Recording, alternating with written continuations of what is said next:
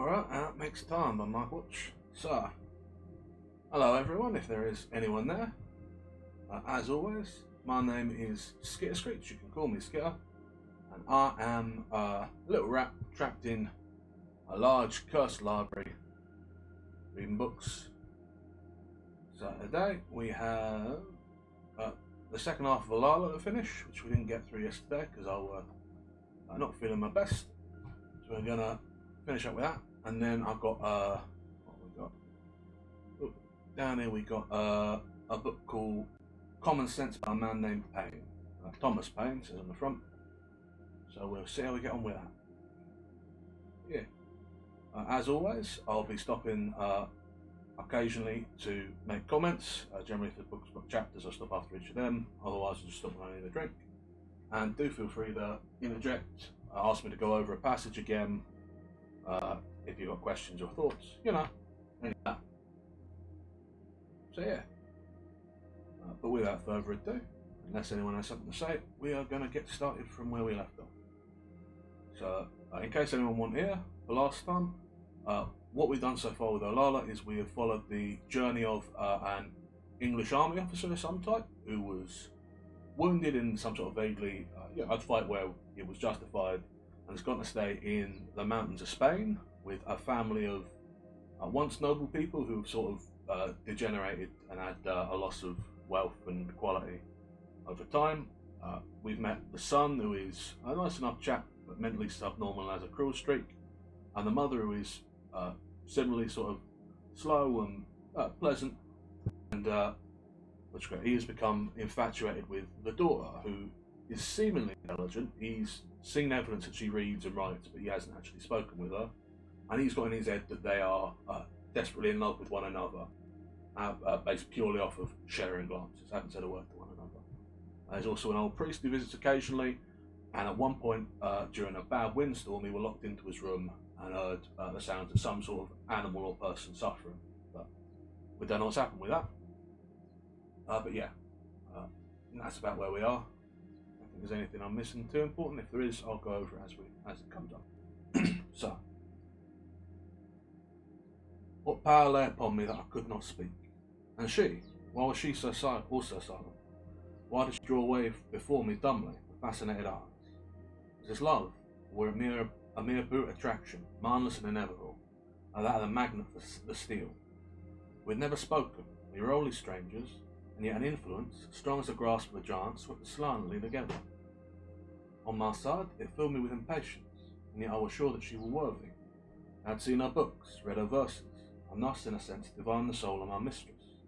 But on her side, it struck me almost cold. And me, she knew nothing but my bodily favour. She was drawn to me as stones fall to the earth. The laws that rule the earth conducted her, unconsenting, into my arms, and I drew back at such a bridal, and began to be jealous for myself. It was not thus that I desired to be loved, and then I began to fall into a great pity for the girl herself. I thought how sharp must be her mortification, that she, the student, the recluse, believed they had sent me monitress, should have thus confessed an overwhelming weakness for a man with whom she had never exchanged a word. At the coming of pity, all other thoughts were swallowed up, and I longed only to find her console and reassure her, to tell her how wholly her love was returned on my side, and how her choice, even if blindly made, was not unworthy. The next day it was glorious weather. Depth upon depth the blue over-canopied the mountains. The sun shone wide, and then the wind in the trees and the many falling torrents in the mountains filled the air with delicate and haunting music. Yet I was prostrated with sadness. My heart wept for the sight of Olalla, as a child weeps for his mother. I sat down on a boulder on the verge of the low cliffs that bound the plateau to the north. Thence I looked down into the wooded valley of the stream where no foot came. In the mood I was in, it were even touching to behold this place unattended. It lacked Olalla, and I thought of the delight and glory of life passed wholly with her in that strong air and among these rugged and lovely surroundings. First with a whimpering sentiment, and then again with such fiery joy that I seemed to grow in strength and stature like a Samson. Then suddenly I were aware of Olalla drawing near. She appeared out of a grove of cork trees and came straight towards me, and I stood up and waited. She seemed in her walking a creature of such life and fire and lightness as amazed me. Yet she come quietly and slowly. Her energy were in the slowness, but her indomitable strength, I felt she would have run, and she would have flown at me. Still, as she approached, she kept her eyes lowered to the ground, and when she had drawn quite near it, without one glance, and she addressed me. The first note of her voice, I started. It was for this I had been waiting. This for the last test of my love, and lo, her enunciation was precise and clear, not lisping and incomplete like that of her family. And the voice, though deeper than usual with women, was still both youthful and womanly. She spoke in a rich chord, golden contralto, strains mingling with hoarseness. The red threads were mingled with the brown among her tresses. But not only a voice that spoke to my heart directly, it spoke to me of her. Yet her words were immediately plunged me back onto despair. "You will go away," she said, "today." The example broke the bonds of my speech. I felt as lightened of a weight, as if a spell had been dissolved. I know not in what words I answered, but standing before her on the cliffs, I poured out the whole ardour of my love, telling her that I lived upon the thought of her, slept only to dream of her loveliness, and would gladly forswear my country, my language, and my friends to live forever by her side. And then, strongly demanding myself, I changed the matter. I reassured, I comforted her. I told her I had divined in her a pious and heroic spirit with which I were worthy to sympathise, which I longed to share in life. Nature, I told her, was the voice of God, which men disobey at peril, and if with us dumbly drawn together, even by a miracle of love, it must imply a divine fitness in our souls. We must be made, I said, made for one another. We should be mad rebels, I cried out, mad rebels against God, not to obey this instinct. She shook her head. "You will go today," she repeated, and then with a gesture, and in sudden sharp note, "No, not today," she tried, "tomorrow." At this sign of relenting, power came in upon me at a time. I stretched out my arms and called upon her name, and she leaped to me and clung to me. Heels rocked about us, the earth quailed. A shock, as if a blow, went through me, and left me blind and dizzy. The next moment she had thrust me back, broken rudely from my arms, and fled with the speed of a deer among the cork trees. I stood and shouted to the mountains. I turned and went back towards the residencia, walking upon air. She sent me away, and yet I had but to call upon her name and she'd come to me. These were but the weaknesses of girls, from which even she, the strangest of her sex, were not exempt. Go? Not I, Olalla. Oh, not I, Olalla. My Olalla. The birds sang nearby, and in that season birds were rare. It bade me be of good cheer. Once more the old countenance of nature, from the ponderous and stable mountains down to the lightest leaf, the smallest darting fly in the shadows of the groves, began to stir before me, and to put the lineaments of life and wear in face of awful joy. The sunshine still struck upon the hills, strong as an hammer on the anvil, and the hills shook. The earth, under that vigorous insulation, yielded up every sense. The woods smouldered in the blaze. I felt the thrill of travail, the delight run through the earth. Something elemental, something rude, violent, and savage in the love that sang my heart, like a key to nature's secrets. And the very stones that rattled under my feet appeared alive and friendly.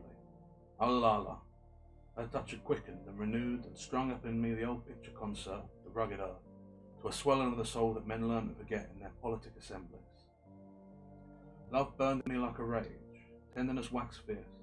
I hated, I adored, I pitied, I revered her with ecstasy. She seemed the link that bound me in with dead things on one hand, and with our pure and pitying God upon the other. A thing brutal and divine, akin at once to the innocence and the unbridled forces of the earth. My head thus reeling, I came into the courtyard of the residencia, and the sight of the mother struck me like a revelation. She sat there, all sloth and contentment, blinking under the strong sunshine, branded with a passive enjoyment, a creature set quite apart, before whom my ardour fell away like a thing ashamed. I stopped a moment, and commanding such shaken tones as I was able, said a word or two. She looked at me with her unfathomable kindness. Her voice in reply sounded vaguely out of the realm of peace in which she slumbered, and there fell out on my mind for the first time a sense of respect for one so uniformly innocent and happy, and I passed on in a kind of wonder at myself. I should be so much disquieted. On my table there lay a piece of the same yellow paper I had seen in the north room. It were written on with pencil in the same hand, Olalla's hand, and I picked it up with a sudden sinking of alarm, and read, "If you have any kindness for Olalla, if you have any chivalry for a creature sorely wrought, go from here today, in pity, in honour, for the sake of him who died. I supplicate that you shall go."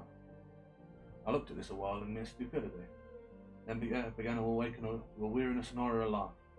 The sunshine darkened outside on the bare hills, and I began to shake like a man in terror. The vacancy thus suddenly opened in my life unmanned me like a physical void. It were not my art, it were not my happiness, it were life itself that were involved.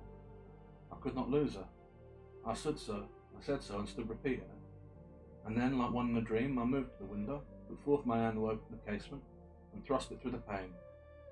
The blood spurted from my wrist, and with an instant quietude and command of myself, I pressed my thumb on the little leaping fountain and reflected what to do. In that empty room there were nothing to my purpose, I felt, besides that I required assistance. There shot into my mind a hope that Olalla herself might be my helper, and I turned and went downstairs, still keeping my thumb upon the wound. So just to give, again, context to anyone who wasn't here, those were the first words these two have spoken to one another. They have seen each other prior to this 2 times. Like, the language is implying here that this is a great and significant romance, but across the course of 2 pages this man has gone from I'm in love with this woman to I'm slitting my wrists out of grief for her. And it's very hard not to read this as a comedy. Question on. There were no sign of either Olalla or Felipe, and I addressed myself to the recess with the Senora who had not drawn quite back and sat dozing close before the fire, but no degrees of heat appeared too much for her. Pardon me, said I, if I disturbed you, but I must apply to you for help. She looked up sleepily and asked me what it was, and with the very words I thought she drew in her breath, the widening of the nostrils, and seemed to come suddenly and fully alive. I'll cut myself, I said, and rather badly, I said. I held out my 2 hands from which the blood were oozing and dripping. Her great eyes opened wide, her pupils shrank into points. A veil seemed to fall from her face, and leave it sharply expressive, and yet inscrutable. And as I still stood, marvelling a little at her disturbance, she came swiftly to me, and stooped and caught me by the hands. The next moment my hand was at her mouth, and she had bitten me to the bone. The pang of the bite, the sudden spurt in the blood, and the monstrous horror of the act flashed through me all in one. I beat her back, and she sprang at me again and again with bestial cries that I recognised, such cries as had awakened me on the night of the High Wind. Her strength was like that of madness, mine more rapidly ebbing with the loss of blood, my mind beside were whirling with the abhorrent strangeness of the onslaught. And I rudely forced against the wall when Olalla ran betwixt us, and Felipe, following at a bound, pinned down his mother to the floor.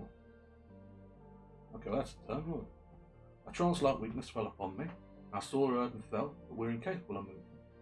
I heard the struggle to roll to and fro upon the floor, the yells of that catamount ringing up to heaven as she strove to reach me. I felt Olalla clasp me in her arms, her hair falling on my face, and, with the strength of a man, raise and half-drag, half-carry me upstairs into my own room, where she cast me down upon the bed. Then I saw her hasten to the door and lock it, and stand an instant listening to the savage cries that shook the residencia. And then, swift and light as a thought, she were again beside me, bundled up my hand, laying it in her bosom, moaning and mourning over it with dove-like sounds. They were not words that come to her, they were sounds more beautiful than speech, infinitely touching, infinitely tender.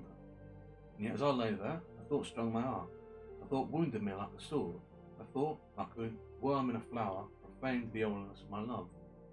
Yes, they were beautiful sounds, and they were inspired by human tenderness, but were their beauty human? All day I lay there. For a long time the cries of that nameless female thing, as she struggled with her half-witted whelp, resounded through the house, and pierced me with despairing sorrow and disgust. They were the death cry of my love. My love were murdered. They were not only dead, but an offence to me. And yet, think as I pleased, feel as I must, it still swelled within me like a storm of sweetness. My heart melted at her looks and touch. This horror that had sprung out, this doubt upon Olalla, this savage and bestial strain that ran not only through this old behaviour of her family, found a place in the very foundations and story of our love. Appalled, and shocked and sickened me, was yet not a power to break the knot of my infatuation. When the cries had ceased, there came a scraping at the door, for which I knew Felipe were out. And Olalla went and spoke to him, I know not what. With that exception, she stayed close beside me, now kneeling by my bed and fervently praying, now sitting with her eyes upon mine. For these 6 hours, I drank in her beauty, and silently perused the story in her face. I saw the golden coin hover on her breast. I saw her eyes darken and brighten, and still speak no language but that of an unfathomable kindness. I saw the faultless face, and thought the robe the lines of the faultless body, and through the robe the lines of the faultless body. Night came at last, and in the growing darkness of the chamber, the sight of her slowly melted. But even then, the touch of her smooth hand lingered in mine, and talked with me. To lie thus in deadly weakness, and drinking the traits of the beloved, is to reawake a love to love, from whatever shock of delusion or disillusion. I reasoned with myself, and I shut my eyes on the horrors, and again, or very bold to accept the word. What mattered it if the imperious sentiment survived, if her eyes still beckoned and attached me, if now, even as before, every fibre of my dull body yearned and turned to her. Late on in the night, some strength revived me in me, and I spoke. Olalla, I said, nothing matters. I ask nothing. I am content. I love you. She sat down a while and prayed, and I devoutly respected her devotion. The moon had begun to shine in upon one side of each of the 3 windows, and make a misty clearness of the room, for which I saw her indistinctly. When she rearose, she made the sign of the cross. It is for me to speak, she said, and for you to listen. I know, you can but guess, how I prayed for you to leave this place. I begged it of you, and I know you would have granted me even this, or if not, oh, let me think so. I love you, I said. And yet you have lived in the world, she said after a pause. You are a man and wise, and I am but a child. Forgive me if I seem to teach who am as ignorant of the trees of the mountain. Those who learn much do but skim the face of knowledge. They seize the laws they conceive the dignity of design. The aura of the living fact fades from their memory. It is we who sit at home with evil who remember, I think, and are warned and pitied. Go, rather, go now and keep me in mind, so I shall have a life in the cherished place of your memory, a life much my own as that which I lead in this body. I love you, I said once more, and reaching out my weak hand, took hers and carried it to my lips and kissed it. Nor did she resist, but winced a little. I could see her look upon me with a frown that was not unkindly, only sad and baffled. And it seemed she made a call upon her resolution. I put my hand towards her, herself at the same time leaning somewhat forward, and laid it on the beating of her heart. There, she cried, I feel the very footfall of my life. It only moves for you, it is yours, it is even mine. It is mine indeed I offer to you, as I might take the coin from my neck, as I might break a live branch from a tree and give it to you, and yet not mine. I dwell, or I think I dwell, if I exist at all, somewhat apart, an impotent prisoner and carried about and deafened by a mob that I disown. This capsule, such as throbs against the sides of an animal, knows you at a touch for its master. Aye, it loves you. My soul is my soul. I think not. I know not, fear no ask. When you spoke to me, your words were of the soul. It is of the soul you ask. It is only from the soul that you would take me. Olalla, I said. The soul and the body are one, and mostly so in love. What the body chooses, the soul loves. Where the body clings, the soul cleaves. Body for body, soul to soul, they come together at God's signal. The lower part, we can call aught low, is only the footstool and foundation of the eyes. Have you, she said, seen the portraits in the house of my fathers? Have you looked at my mother at Felipe? Have your eyes never rested on the picture that hangs by your bed? She who sat for it died ages ago, but she did evil in her love. Look again, there is my hand to the least line. There are my eyes and my hair. What is mine then, and what am I? Not a curve in this poor body of mine, which you love, and for the sake of which you don't only dream that you love me.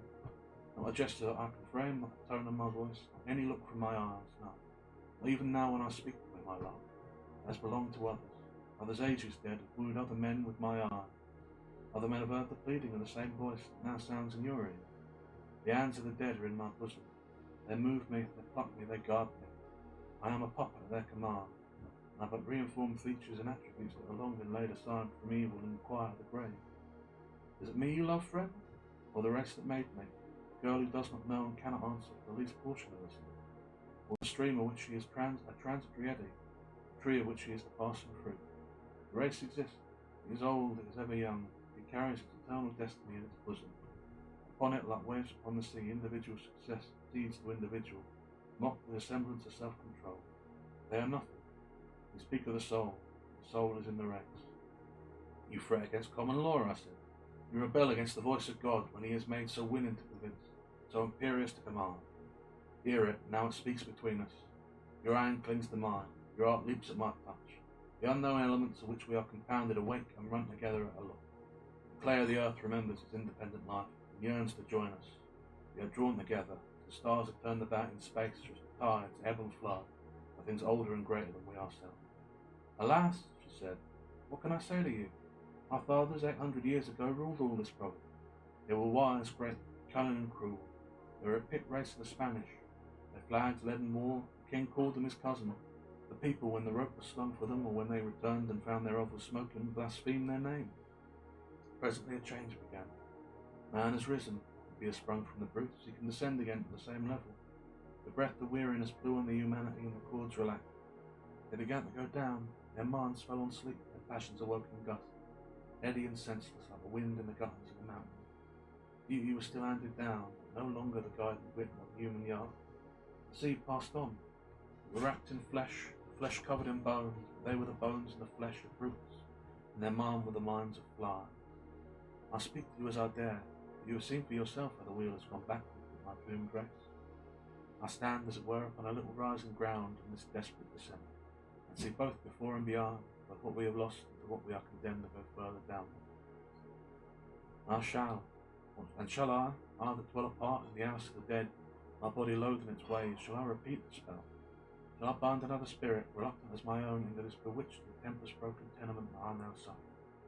Shall I hand down this cursed vessel of humanity, charge it with fresh life as with fresh poison, and dash it like fire in the faces of posterity? My vow has been given, the race shall cease from off the earth. This hour my brother is making ready. His foot will soon be on the stair, and you will go with him and pass out of my sight forever. Think of me sometimes as the one whom the lessons of love were very harshly told, who heard it with courage, as one who loved you indeed, who hated herself so deeply that her love for hateful word, as one who sent you away, and yet would have longed to keep you forever.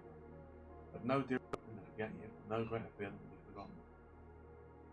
She had drawn towards the door as she spoke, her rich voice sounding softer and farther away.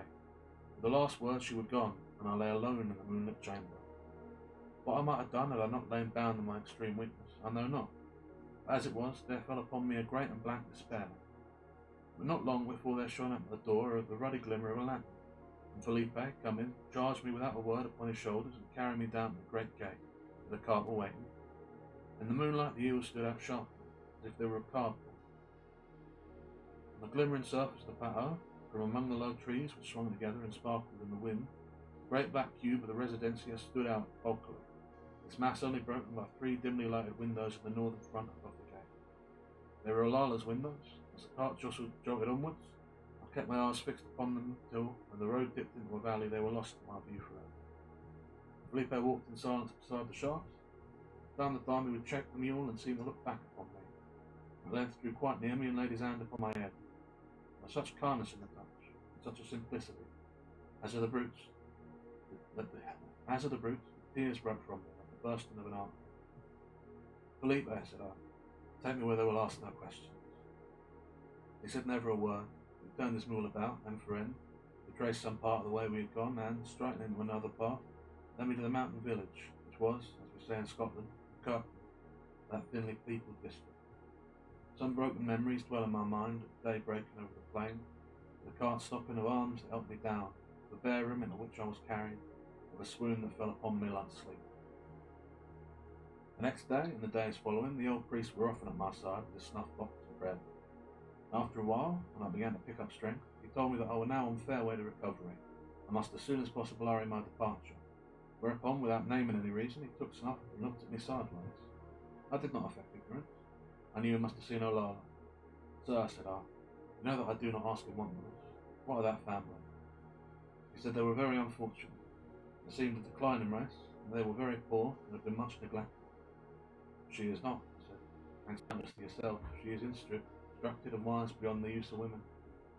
Yes, I said. The senorita is well informed. The family has been neglected. The mother, I queried. Yes, the mother too, said the padre dentistly. Felipe is a well-intentioned lad. The mother is odd, I asked. Very odd, replied the priest. I think, sir, that we beat about the bush. You must know more of my affairs than you allow. You must know my curiosity, which is justified on many grounds. Will you not be frank with me? My son, said the old gentleman, I will be very frank with you on matters within my competence. Those which I know nothing. It does not require much discretion to be silent. I will not fence with you.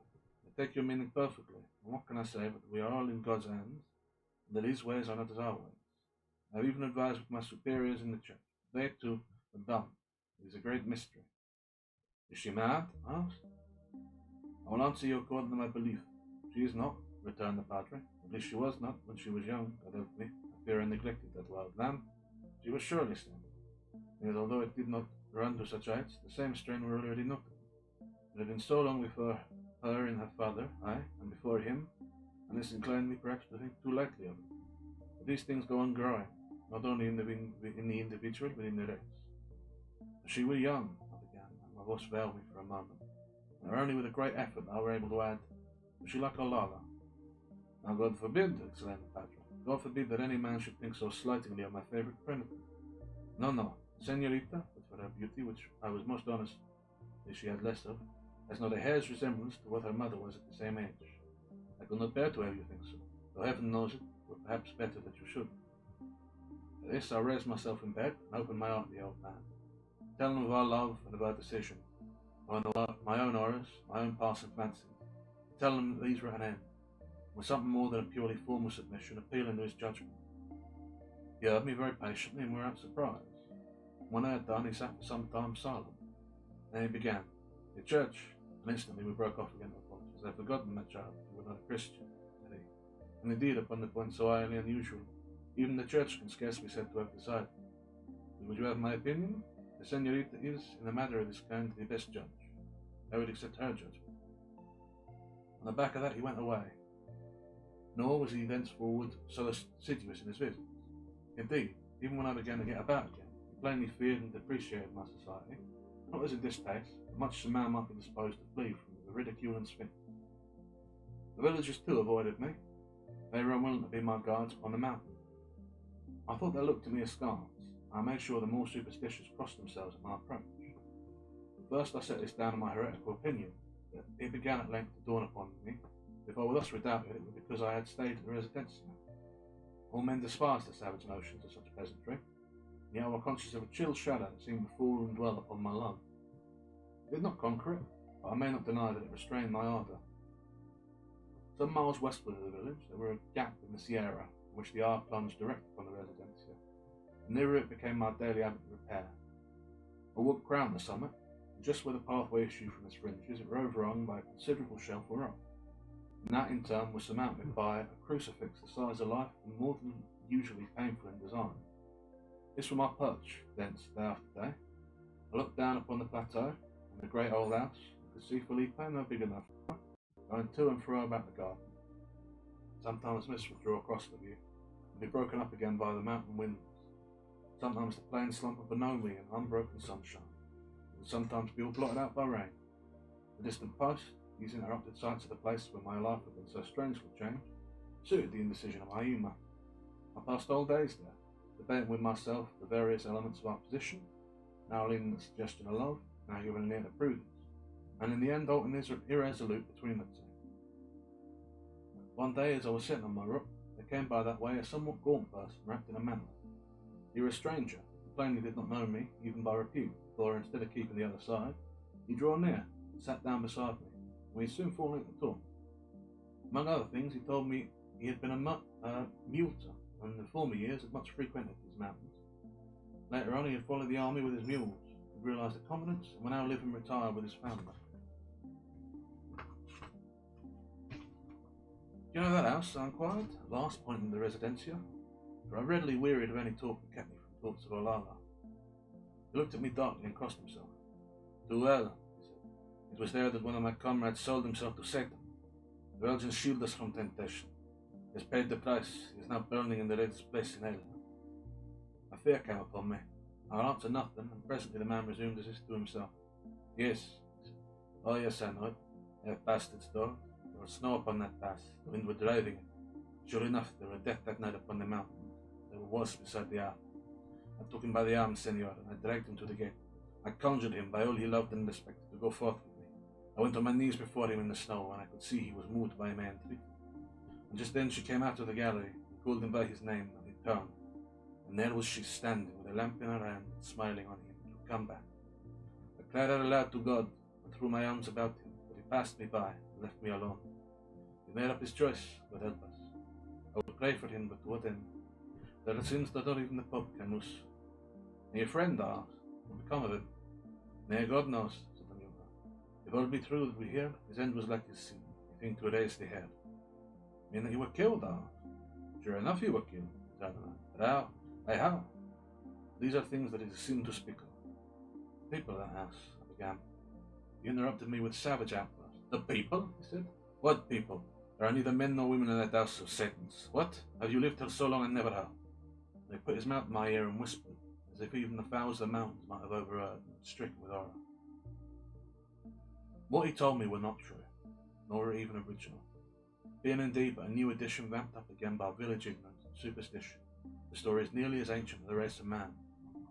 It were rather the application that appalled me. In the old days, he said, the church would have burned out that Nesca Bacillus, but the arm of the church were now shortened. His friend Miguel had been unpunished by the hands of men, and left to the more awful judgment of an offended God. This were wrong, it should be no more. The Padre was sunk in age, he even bewitched himself. But the eyes of his flock were now awake to their own danger, and some day, and before long, the smoke of that house should go up to heaven. He left me filled with horror and fear. Which way to turn I knew not. Whether first to warn the Padre, or carry my ill news direct to the threatened inhabitants of the Residencia. Fate would have decided for me, but while I was still hesitating, I beheld the veiled figure of a woman draw near to me up the pathway. No veil could deceive my penetration. By every line and every movement I recognised Olalla, and keeping him behind a corner of the rock, I suffered her to gain the summit. I come forward. She knew me and paused, but did not speak. I too remained silent, and we continued for some time to gaze upon each other with a passionate sadness. I thought you had gone, she said at length. It is all that you can do for me, to go. It is all I ever asked. And you still say, do you know that every day heaps the peril of death not only on your head but on ours? Reports has gone about the mountain. It is thought you love me, and the people will not suffer. I saw she were already informed of the danger, and I rejoiced in it. Olalla, I am ready to go this day, this very hour, but not alone. She stepped aside and knelt down before the crucifix to pray. And I stood and looked now at her, now at the object of her adoration, now at the living figure of the penitent, and now at the ghastly daub countenance, painted wounds and projected ribs of the image. The silence were only broken by the wailing of some large bird that circled sidelong, as if in surprise or alarm about the summit of the hills. Presently Olalla rose again, turned towards me, raised the veil, and still leaning with one hand on the shaft of the crucifix, looked upon me with pale and sorrowful countenance.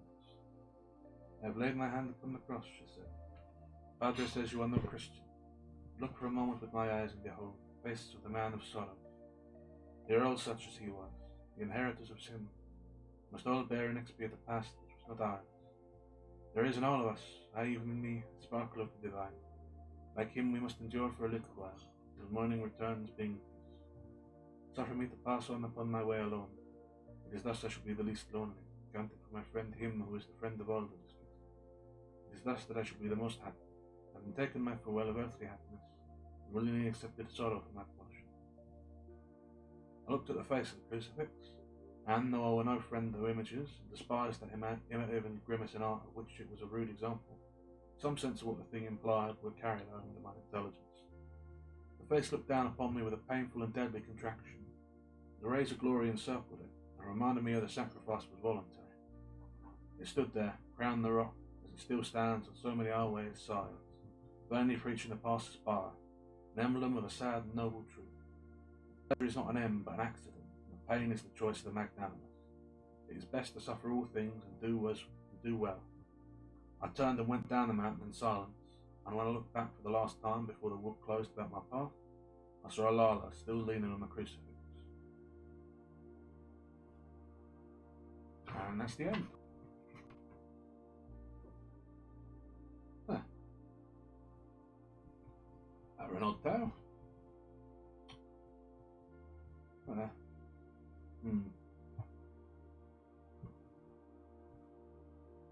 I'm trying to think what to make of it, really. It's strange. It feels like it wants to be sort of a tragic love story. But it feels sort of so abridged in that aim. It borders on the absurd. Like I said, they spoke a grand total of twice before that big sort of war. So they saw each other a grand total of twice before they spoke the first time. And in fact, they spoke a grand total of 3 times. So they've had 5 meetings. And yet they speak with each other like they are the most intense and sort of passionate of lovers, doomed through this magnanimity of fate. Although it feels like it undercuts it, which is a shame because the language itself is very solid. The sort of idea of voluntarily cutting oneself off from life, ending what is a cursed or reviled bloodline. It makes sense with the what's called the sort of Christian dogma of voluntary sacrifice and what's called it, the suffering of Christ and all that.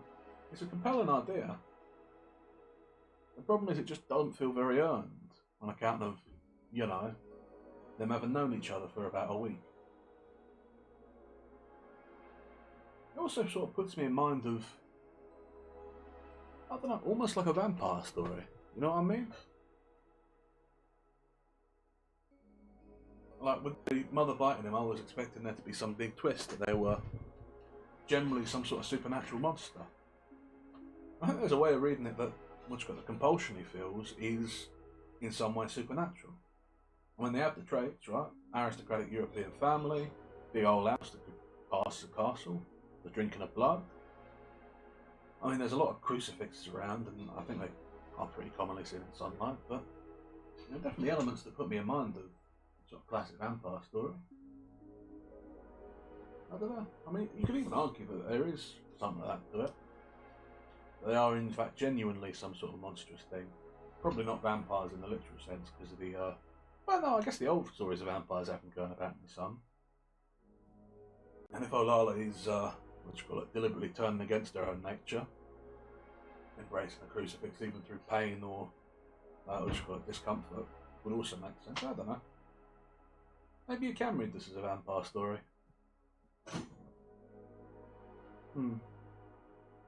I don't know, really. It's a bit of a mixed bag. The second half of it was definitely more compelling than the first half. But, yeah, I don't know.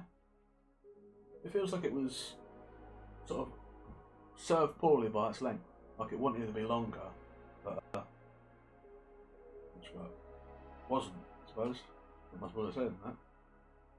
It feels like it wants some sort of middle portion to it, where there is a developing relationship between them of more than a couple of days. I mean, he's supposed to be in the mountain for a few months, long term. But I reckon you could stretch that traction out to 6, maybe, especially if you account for like bad weather and travelling conditions. Say it's a winter. But then you'd need some sort of secondary intrigue, and there just isn't one. I don't know. I enjoyed it. I think it were an alright story, but it wanted to be longer, which is unusual. Most stories want to be shorter. Anyway, yeah, unless anyone has anything else to say or any questions, I guess we will move over to Common Sense by Thomas Paine. If I can get that. Common Sense by Thomas Paine. Gonna have myself a quick drink.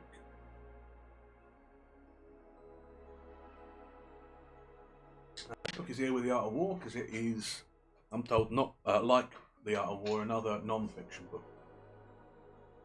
Lamp said this was something to do with politics, and The Art of War is to do with war, which is a sort of politics, so I figured they'd go together. But yeah, I don't know too much about it, but Lamp said it is an important book, and he's warned me it might be a bit dry, so we'll see how we get on. Let's have a look. I don't think it's broken up into chapters. Yeah, it's broken up a little bit. Yeah, we'll go through it like that. It is around about 60 pages. So yeah, probably hour and a half to get through it. We'll see. Depends how thick the text is, I suppose. Then let's get on with it. The first page is a sort of fancy title page. Looks like a print of an old poster, or maybe just an old recreation of a type of print. Common Sense, addressed to the inhabitants of America on the following interests. Subjects: first, the origin and design of government in general, with concise remarks upon the English Constitution. Second, a monarchy and hereditary succession. Third, thoughts on the present state of American affairs. Fourth, the present ability of America, with some miscellaneous reflection. A new edition, with several additions in the body of the work, which is added an appendix, together with an address to the people called Quakers. Man knows no master save creating heaven, or those whom choice and common good ordain. Thompson. Philadelphia, printed and sold by W&T Bradford, MDCC LXXVI, which is 1776. Price £1 British. Whoa. Anyone got a shilling? I don't. It's fine, I'll pinch this. As I do all my books technically. Right. Okay, the rest of it is printed in more normal sort of typeface. So yeah, without any further ado. Introduction. Perhaps the sentiments contained in the following pages are not yet sufficiently fashionable to procure them general favour. A long habit of not thinking a thing wrong gives it a superficial appearance of being right, and raises at first a formidable outcry in defence of custom. The tumult soon subsides. Time makes more converts than reason.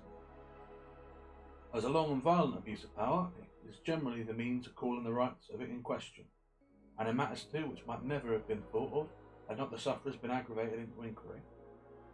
As the K with a slash, K of England has undertaken in his own right to support the Parliament of what he calls theirs, and as the good people of this country are grievously impressed by the combination, they have an undoubted privilege to inquire into the pretension of both, and equally to reject the usurpation of either.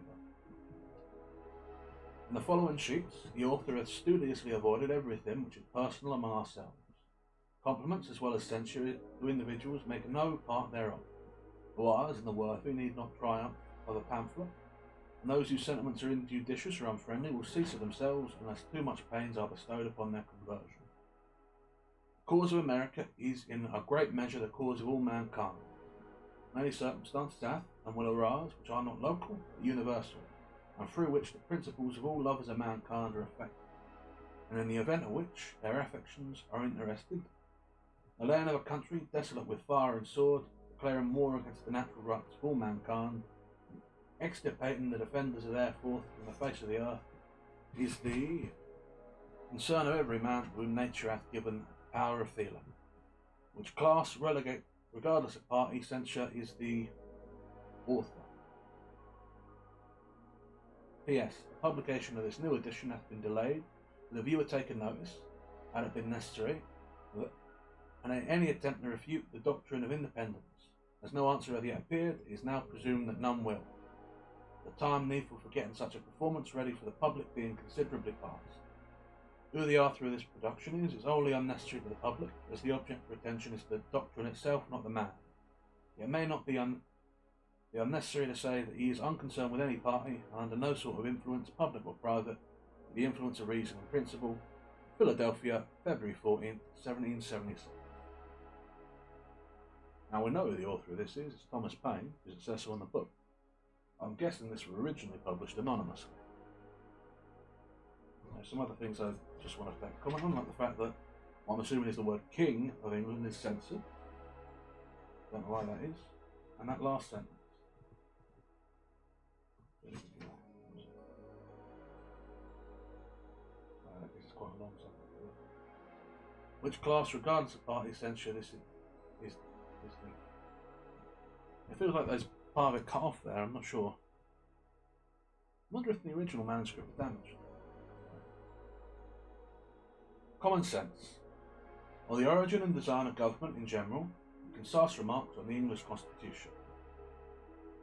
Some writers have so confounded society with government as to leave little or no distinction between them, whereas they are not only different, but have different origins. Society is produced by our wants, government by our wickedness. The former promotes our happiness positively by uniting our affections, the latter negatively by restraining our vices. The one encourages intercourse, the other creates distinction. The first is a patron, the last a punisher.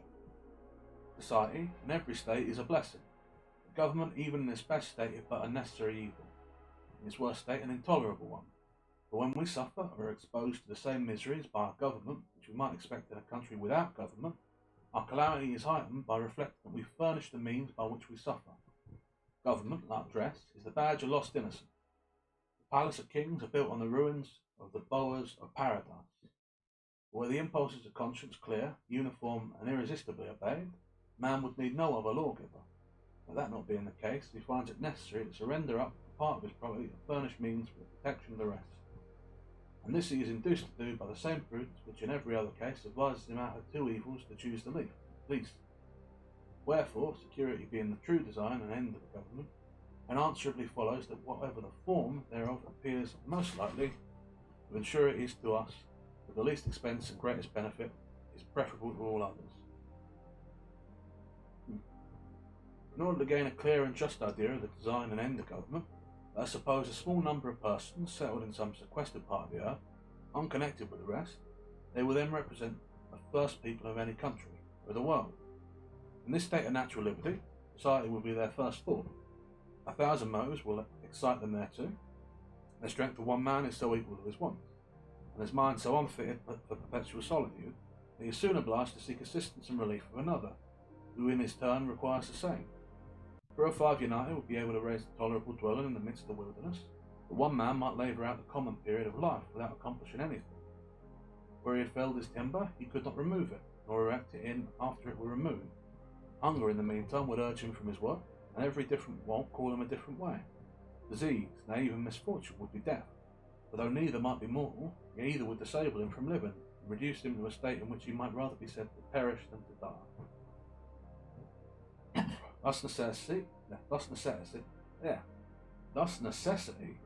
our gravitating power, will soon form our newly arrived emigrants into a society, the reciprocal blessing of which would supersede and render the obligations of law and government unnecessary, while they remain perfectly just to each other. But as nothing but heaven is impregnable device, it will unavoidably happen that, in proportion as they surmount the first difficulties of emigration, which bound them together in a common cause, they will begin to relax in their duty and attachment to each other. And this remissness will point out the necessity of establishing some form of government to supply the defect of the moral virtue. Some convenient tree will afford them a state house under the branches of which the colony may assemble to deliberate on public matters. It is more than probable that their first laws will have the title only of regulations, and be enforced by no other penalty than public disdain. In this first Parliament, every man by natural right will have a seat. But as the colony increases, public concerns will increase likewise, and the distance at which all members may be separated will render it too inconvenient for all of them to meet on every occasion, as at first, when the number was small, their habituations near, and the public concerns few and trifling. This will point out the convenience of their consenting to leave the legislative part to be managed by a select number chosen from the whole body, who are supposed to have the same concerns at stake as those people who have appointed them, and they will act in the same manner as the old body would act were they present.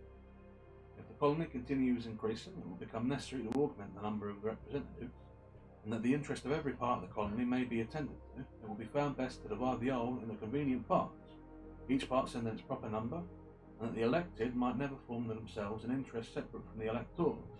Prudence will point out the propriety of having elections often, because as the electoral might by that means return and mix again with the general body, the elector, in a few months, their fidelity to the public will be secured by the prudent reflection of not making a rob for themselves. And as this frequent interchange will establish a common interest with every part of the community, they will mutually and naturally support each other, and on this, not on the unmeaning name of king, depends the strength of government and the happiness of the government.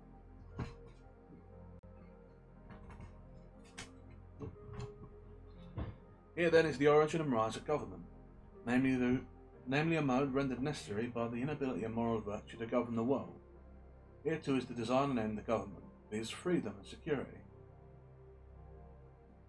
And however our eyes may be dazzled with snow, or our ears deceived by sound, whether prejudice may warp our wills or interest darken our understanding, the simplest voice of nature and of reason will say it is right. I draw my idea of the form of government from a principle in nature, which no art can overturn, viz. that the more simple anything is, the less liable it is to be disordered, and the easiest repaired when disordered.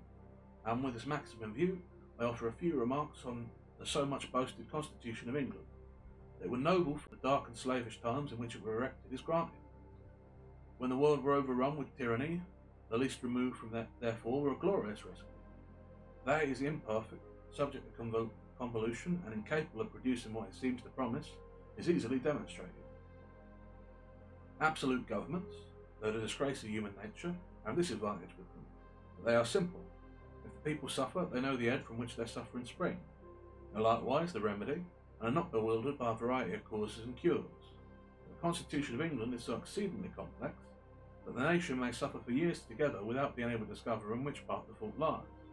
Some will say in one and some in another, and every political physician will advise a different medicine. I know it is difficult to get over local or long-standing prejudices, yet if we will suffer ourselves to examine the component parts of the English Constitution, we shall find them to be the base remains of two ancient tyrannies, compounded with some new republican material. First, there remains a monarchical tyranny in the person of the king. Secondly, there remains an aristocratical tyranny in the persons of the peers. Thirdly, the new republican materials in the persons of the commons, on whose virtue depends the freedom of England. The two first, by being hereditary, are independent of the people, wherefore in constitutional sense they contribute nothing towards the freedom of the state. To say that the Constitution of England is a union of free powers, reciprocally checking each other, is farcical. Either the words have no meaning and they are a flat contradiction. To say that the Commons is a check upon the king presupposes two things. First, that the king is not to be trusted without being looked after, or in other words, that a thirst for absolute power is the natural disease of monarchy. Secondly, that the Commons, by being appointed for that purpose, are either wiser or more worthy of confidence than the Crown. It's the same constitution which gives the Commons a power to check the king by withholding the supplies, gives afterwards the king a power to check the Commons by empowering him to reject their other bills. It again supposes that the king is wiser than those whom it is already supposed to be wiser than him. A mere absurdity. There is something exceedingly ridiculous in the composition of monarchy. It first excludes a man from the means of information, yet empowers him to act in cause where the highest judgment is required. The state of a king shuts him from the world, yet the business of a king requires him to know it thoroughly. Wherefore the different parts, unnaturally opposing and destroying each other, prove the old character to be absurd and useless. Some writers have explained the English Constitution thus: the king, say they, is one of the people, is one, the people another. The peers are an house in behalf of the king, the commons in behalf of the people. This hath all the distensions of an house divided against itself. And though the expression be pleasantly arranged, yet when examined they appear idle and ambiguous. And it will always happen that the nicest construction of that words are capable of, when applied to the description of something which either cannot exist or is too incomprehensible to be within the compass of description, will be words of sound only, and though they may amuse the ear, they cannot inform the mind. But this explanation includes a previous question, viz., how came the king by a power which the people are afraid to trust and always obliged to check? Such a power could not be the gift of a wise people. Neither can power which needs checking be from God. Yet the provision which the Constitution makes supposes such a power to exist. But the provision is unequal to the task. The means either cannot or will not accomplish the end, and the whole affair is a felo de se, whereas the greater weight will always carry up the less. As all the wheels of the machine are put in motion by one, it only remains to know which power in the Constitution has the most weight, for that will govern. And though the others, or a part of them, may clog or, as the phrase is, check the rapidity of its motion, yet so long as they cannot stop it, their endeavours will be ineffectual. The first moving power will at last have its way, and what it wants in speed is supplied in by time. That the Crown is this overbearing part of the English Constitution needs not be mentioned, and that it derives its old consequence merely from being the giver of places and pensions is self-evident. Wherefore, though we have been wise enough to shut and lock a door against absolute monarchy, we at the same time have been foolish enough to put the Crown in possession of the key. The prejudice of Englishmen in favour of their own government by kings, lords and commons arises as much or more from a notion of pride than reason. Individuals are undoubtedly safer in England than in some other countries, but the will of the king is as much the law of the land in Britain as in France, with this difference that instead of proceeding directly from his mouth, he is handed to the people under the most formidable shape of act, the Parliament. The fate of Charles I hath only made kings more subtle, not more just. Wherefore, laying aside all national pride and prejudice in favour of models and forms, the plain truth is that it is not wholly owing to the constitution of the people, and not to the constitution of the government, that the Crown is not oppressive to England as in Turkey. Inequity into the constitutional errors in the English form of government is at this time highly necessary, for as we are never in proper condition of doing justice to others while we continue under the influence of some leading partiality, so neither are we capable of doing it to ourselves while we remain fettered by any obstinate prejudice. As a man who is attached to a prostitute is unfettered to choose the judge of a wife, so any prepossession in favour of a rotten constitution of government will disable us all from discerning a good one. There. Well, That's the end of the first chapter. Interesting. I can see where he's coming from with the flaws in the sort of constitutional system he describes. It do seem quite obvious that if the old role of constitution is to sort of manage a battleground between the people and the crown, it's going to be inefficient. And if there is one power that is greater than the others inside that constitution, then that one power is essentially just still the power of governance, just made more efficient. I said it's a very wordy sort of document. Thanks, given the age. 1776. Almost. No. Is it almost? Is it? Is that? No, that is exactly 250 years ago. Look. Oh. Wow, convenient. But yeah, it sort of puts me in mind of what you got? Billy Budd, what we were reading the other day. But unlike that, this has the sort of smack and flow of a finished piece. So it's more comprehensible than that. Yeah, that said, I mean, this is just a critique of an existing system and of the crown, of course, the idea of kingship. But it's a solid one. Makes its points fairly reasonably, and it seems to be attacking sort of an established idea, so it's very, what's the word, circumspect and careful in its argument. I do like the point specifically about how the office of king requires a man to be most worldly and most wise in his judgment, and yet separates one from the world. That's a good point as well, man.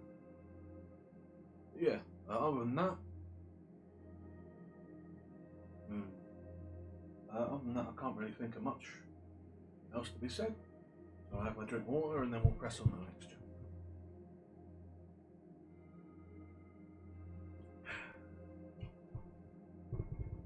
Good water today.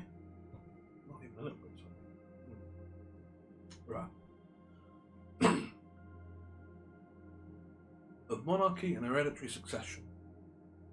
Mankind, being originally equals in the order of the creation, equality could only be destroyed by some subsequent circumstance. The distinction of rich and poor may in a great measure be accounted for, and that, without having recourse to the harsh ill-sounding names of oppression and avarice, oppression is often the consequence, but seldom or never the means of riches. No avarice will preserve a man from being necessitously poor. It generally makes him too timorous to be wealthy. But there is another and greater distinction for which no truly natural or religious reason can be assigned, and that is the distinction of men into kings and subjects, as the words about the cat. Male and female are the distinction of nature, good and bad the distinctions of heaven. Our race of men came into the world so exalted above the rest, distinguished, like some new species, is worth inquiring into, and whether they are the means of happiness or of misery to mankind. In the early ages of the world, according to the scripture of chronology, there were no kings, the consequence of which was that there were no wars. It is the pride of kings which throws mankind into confusion. Holland, without a king, had enjoyed more peace for this last century than any of the monarchical governments in Europe. Antiquity favours the same remark. The quiet and rural lives of the first patriarchs has a happy something in them, which vanishes away when we come into the history of Jewish royalty. Government by kings were first introduced into the world by the heathens, and the children of Israel copied the custom. With the most prosperous invention the devil ever set foot on the promotion of idolatry. The heathens paid divine honours to their deceased kings, and the Christian world hath improved on the plan by doing the same to their living ones. How impious is the title of sacred majesty applied to a woman who in the midst of his applied to a worm who in the midst of his splendour is crumbling into dust. As the exalting of one man is so greatly above the rest cannot be justified on the equal rights of nature, so neither can it be defended on the authority of Scripture. For the will of the Almighty, as declared by Gideon and the prophet Samuel, expressly disapproves of the government of kings. All anti-monarchical parts of Scripture have been very smoothly glossed over in monarchical governments, but they undoubtedly merit the attention of countries which have their governments yet to form. Render unto Caesar the things which are Caesar's is the scriptural doctrine of courts. There is no support on monarchical government. The Jews at that time were without a king, and in a state of vassalage to the Romans. In 3,000 years passed away from the Mosaic account of creation, to the Jews under a national delusion requested a king. Till then, their former government, except in extraordinary cases where the Almighty interposed, were a kind of republic administered by a judge and the elders of their tribes. Kings they had none, and it was held sinful to acknowledge any being under the title of the Lords of the Host, of the Lord of Hosts. When a man seriously reflects on the idolatrous homage which is paid to the persons of kings, he need not wonder that the Almighty, ever jealous of his honour, should disapprove of a form of government which so impiously invades the prerogative of heaven. Monarchy is ranked in Scripture as one of the sins of the Jews, for which a curse is reserved and denounced against them. The history of that transaction is worth attending to.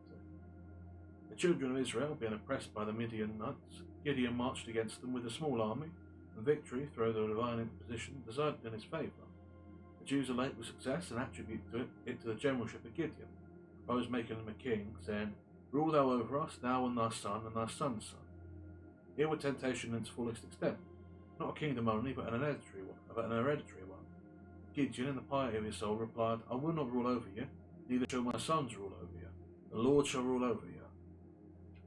Words need not be more explicit. Gideon doth not decline the honour, but denieth the right to give it. Neither does he compliment them with invented declarations of his thanks, but in the positive style of a prophet, charges them with disaffection their proper sovereign, the King of Heaven. About 130 years after this, they fell again into the same error. The anchor in which the Jews had for their idolatrous customs of the heathens is something exceedingly unaccountable. But so it was that, laying hold of the misconduct of Samuel's 2 sons, which were entrusted with some secular concerns, they came in abruptly and clamoured They came in an abrupt and clamorous manner to Samuel, saying, "Behold, thou art old, and thy sons walk not in thy ways. And now make us a king to judge us, like all the other nations." And here we cannot but observe that their motives were bad, viz. That they might be like unto the other nations, i.e. the heathens, whereas their true glory lay in being as much unlike them as possible. But the thing displeased Samuel when they said, "Give us a king to judge us." And Samuel prayed unto the Lord, and the Lord said unto Samuel, "Hearken unto the voice of the people in all that they say and unto thee. For they have not rejoiced thee, but they have rejected me, that I should not reign over them, according to all the works which they have done since the day that I brought them up out of Egypt, even unto this day, wherewith they have forsaken me and served other gods.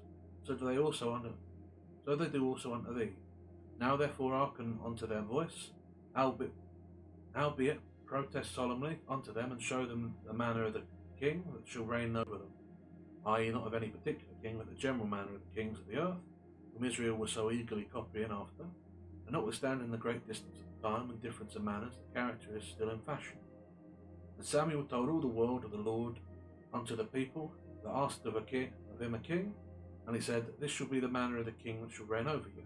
He would take your sons and appoint them for himself for his chariots, and to be his horsemen, and some shall run before his chariots." This description agrees with the present mode of impressing men. "And he will appoint him captains over 1,000, and captains over 50s, and will set them to ear his ground and to reap his harvest, and to make his instruments of war, and instruments of his chariots. And he will take your daughters to be confectionaries, and to be cooks, and to be bakers." This describes the expedience and luxury as well as the oppression of kings. "And he will take your fields and your olive yards, and even the best of them, give them to his servants. And he will take the tenth of your seed and of your vineyards, and give them to his officers and to his servants," for which we see that bribery, corruption, and favouritism are the standard vices of kings. "And he will take the tenth of your manservants and your maidservants, and your goodliest young men and your asses, and put them to his work. And he will take the tenth of your sheep, and ye shall be his servants, and ye shall cry out in that day, because your king, which ye shall have chosen, and the Lord will not hear you in that day." And the Lord will not hear you. This accounts for the continuation of monarchy. Neither do the characters of the few good kings which have lived since either sanctify the title or blot out the sinfulness of the origin. The encomium given of David takes no notice of him officially as king, but only as a man after God's own heart. Nevertheless, the people refused to obey the voice of Samuel, and they said, "Nay, but we will have a king over us, that we may be like all the nations, and that our king may judge us, and go out before us, and fight our battles." Samuel continued to reason with them, but to no purpose. He set before them their ingratitude, but all would not avail, and seeing them fully bent on their folly, he cried out, "I will call unto the Lord, and he shall send thunder and rain," which then were a punishment, being the time of wheat harvest, "that you may perceive and see that your wickedness is great, which ye have done in the sight of the Lord, in asking you a king." So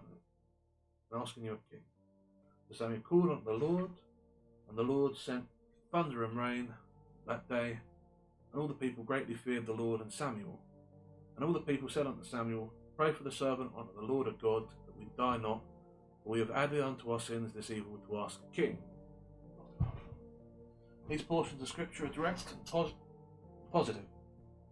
They admit no equivocal construction. The Almighty hath here entered his protest against monarchical government is true, or the Scripture is false.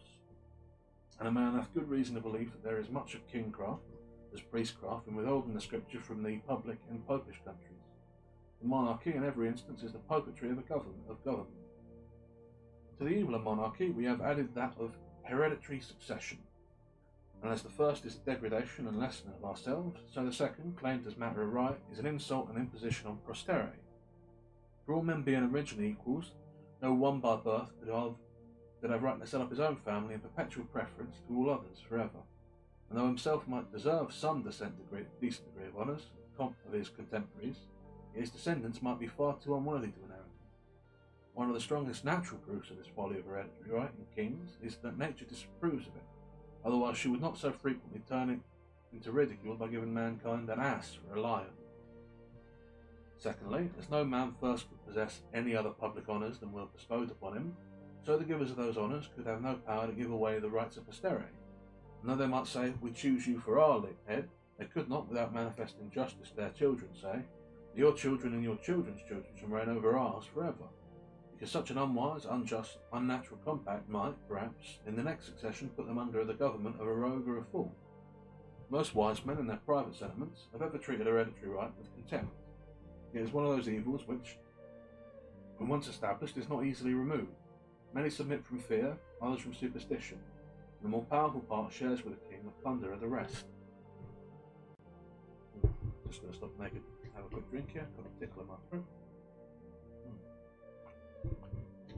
Cool.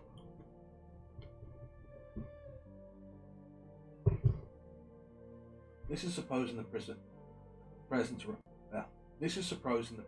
of kings in the world who had an honourable origin, whereas it is more than probable, could we take off the dark covering of antiquity and trace them from their first rights, we should find the first of them nothing better than the principal ruffian of some restless gang, whose savage manners or preeminence in subtlety obtained him the title of chief among plunderers, and who, by increasing in power and extending his depredations, overawed the quiet and defenceless to purchase their safety by frequent contributions. His electors could have no idea of giving hereditary right to his descendants, because such a perpetual exclusion of themselves was incompatible with the free and unrestrained principles they professed to live by. Wherefore, hereditary succession in the early ages of monarchy could not take place as a matter of claim, as something casual or complemental. But as few or no records were extant in those days, and traditional history is stuffed with fables, it were very easy, after the lapse of a few generations, to drum up some superstitious tale, conveniently timed, Mahomet-like, to cram hereditary rights down the throats of the vulgar. Perhaps the disorders which threatened or seemed to threaten on the decease of the leader, and the choice of a new one, for elections among ruffians could not be very orderly, induced many at first to favour hereditary pretensions, for which means it happened, as it has happened since, that what first was submitted to as a convenience were afterward claimed as a right. England, since the conquest, had known some few good monarchs, but grown beneath a much larger number of bad ones. Yet no man in this sense can say that their claim under William the Conqueror is a very honourable one. A French bastard landing with an armed banditti and establishing himself King of England against the consent of the natives is in plain terms a very paltry, rascally origin. They certainly have no divinity in it. However, it is needless to spend much time in exposing the folly of hereditary right. If there are any so weak as to believe it, let them promiscuously worship the ass and lion and welcome. I shall neither copy their humility nor disturb their devotion. I shall be glad to ask how their supposed kings came at first. The question admits but three answers, viz., either by lot, by election, or by usurpation. If the first king were taken by lot, it establishes a precedent for the next, which excludes hereditary succession. So all were by lot, yet the succession were not hereditary. Neither does it appear from that transaction there were any intention, if ever should. If the first king of any country were by election, then likewise establishes a precedent for the next. But to say that the right of all future generations is taken away by the act of the first elections, and their choice not only of a king, but of a family of kings forever, hath no parallel in or out of Scripture the doctrines of original sin, which supposes the free will of all men lost in Adam. And from such comparison, and it will admit of no other, hereditary succession can derive no glory. For as in Adam all sinned, and as in the first election all men obeyed, as in the one all mankind was subject to Satan, and in the other to sovereignty. As our innocence were lost in the first, and our authority in the last, as both disable us from reassuming some former state of privilege, it unanswerably follows that original sin and hereditary succession are parallels. Dishonourable rank, inglorious connection, yet the most subtle sophist cannot produce a juster simile. As to usurpation, no man will be so hardy as to defend it, and that William the Conqueror was an usurper is a fact not to be contradicted. The plain truth is, the antiquity of the English monarchy will not bear looking into. It is not so much the absurdity as the evil of hereditary succession which concerns all mankind. Did it ensure a race of good and wise men, it would have the seal of divine authority. As it opens the door to the foolish, the wicked, and the improper, it hath in the nature of oppression. Men who look upon themselves, born to reign, and others to obey, soon grow insolent. Selected from the rest of mankind, their minds are equally poisoned by importance, and the world they act in differs so materially from the world at large, they have but little opportunity of knowing its true interests, and when they succeed to a government, are frequently the most ignorant and unfit of any thought throughout the dominions. I've got to slow down, I'm rushing it. Another evil which attends hereditary succession is that the throne is subject to be possessed by a minor at any age, all which time the regency, acting under the cover of a king, have every opportunity and inducement to betray their trust. The same national misfortune happens when a king, worn out with age and infirmity, enters the last stage of human weakness. In both these cases, the public becomes a prey to every miscreant who can tamper successfully with the follies either of age or infancy. The most plausible plea which has ever been offered in favour of hereditary succession is that it preserves a nation from civil wars. And were this true, it would be weighty, whereas it is the most barefaced falsity ever imposed upon mankind. The whole history of England disowns the fact. 30 kings and 2 minors have reigned in that distracted kingdom since the conquest, in which time there have been, including the Revolution, no less than 8 civil wars and 19 rebellions. Wherefore, instead of making for peace, it makes against it, and destroys the very foundation it seems to stand on. The contest for monarchy and succession between the houses of York and Lancaster made England a scene of blood for many years. 12 pitched battles, besides skirmishes and sieges, were fought between Henry and Edward. Twice were Henry prisoner to Edward, who in his turn were prisoner to Henry. And so uncertain of the fate of war and temper of a nation, when nothing but personal matters are the ground for quarrel, Henry were taken in triumph from a prison to a palace, and Edward obligated to fly from a palace to a foreign land. Yet, as sudden transitions of temper are seldom lasting, Henry in his turn were driven from the throne, and Edward recalled to succeed him. The Parliament always following the strongest side. This contest began in the reign of Henry VI, and were not entirely extinguished till Henry VII, in whom the families were united, including a period of 67 years, viz. from 1422 to 1489. In short, monarchy and succession have laid, not this or that kingdom only, but the world in blood and ashes. It is a form of government which the word of God bears testimony against, and blood will attend it. If we inquire into the business of a king, we shall find that in some countries they have none, and after sauntering away their lives without pleasure to themselves or advantage to the nation, withdraw from the scene and leave their successors to tread the same idle ground. In absolute monarchies, the old weight of business, civil and military, lies on the king. The children of Israel, in their request for a king, urge this plea, that he may judge us and go out before us and fight our battles. In countries where he is neither a judge nor a general, as in I think England is sensitive, a man will be puzzled to know what is his business. The nearer any government approaches to a republic, the less business there is for a king. It is somewhat difficult to find a proper name for the government of I'm just going to say England, I might be wrong here, but proper name for the government of England.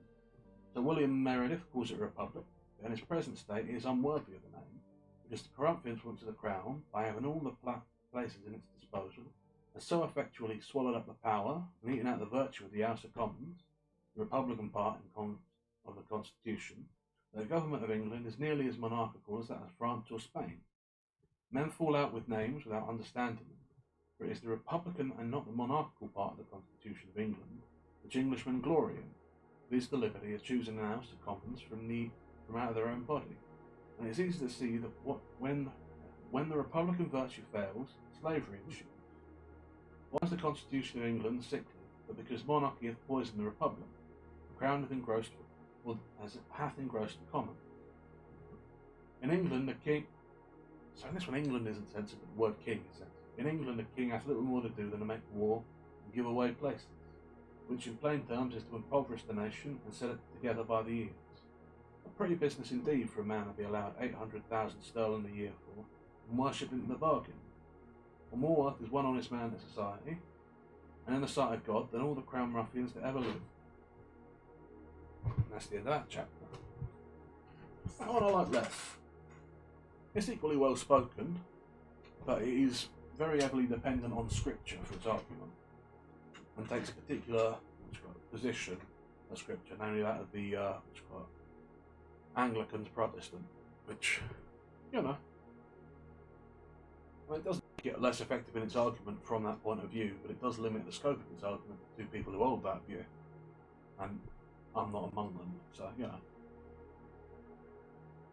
sort of undercuts it a bit for me.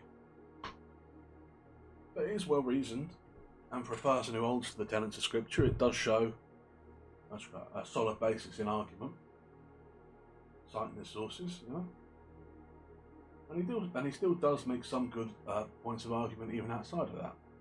For example, the case of the origin of all kings being fundamentally unmorphed from hereditary is a good one, and the evidence of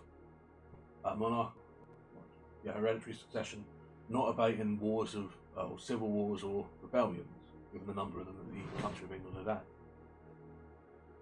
Yeah, there's something to that. He's got a general disdain for kings that I do find quite compelling. Yeah, just gonna have another sip of my water. And it's been an hour, so I get a throat lozenge, which I probably do with. And then we'll get back to it. Well, let me just have my little lozenge. Have that little tickle in my throat.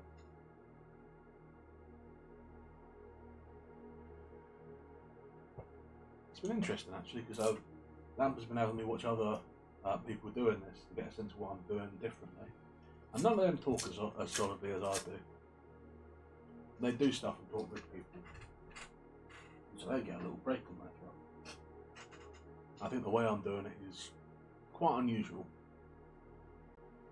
hence why my throat is always so sore. But it's a good time, and if I were really worried about it, I wouldn't be doing music as well, so it is what it is.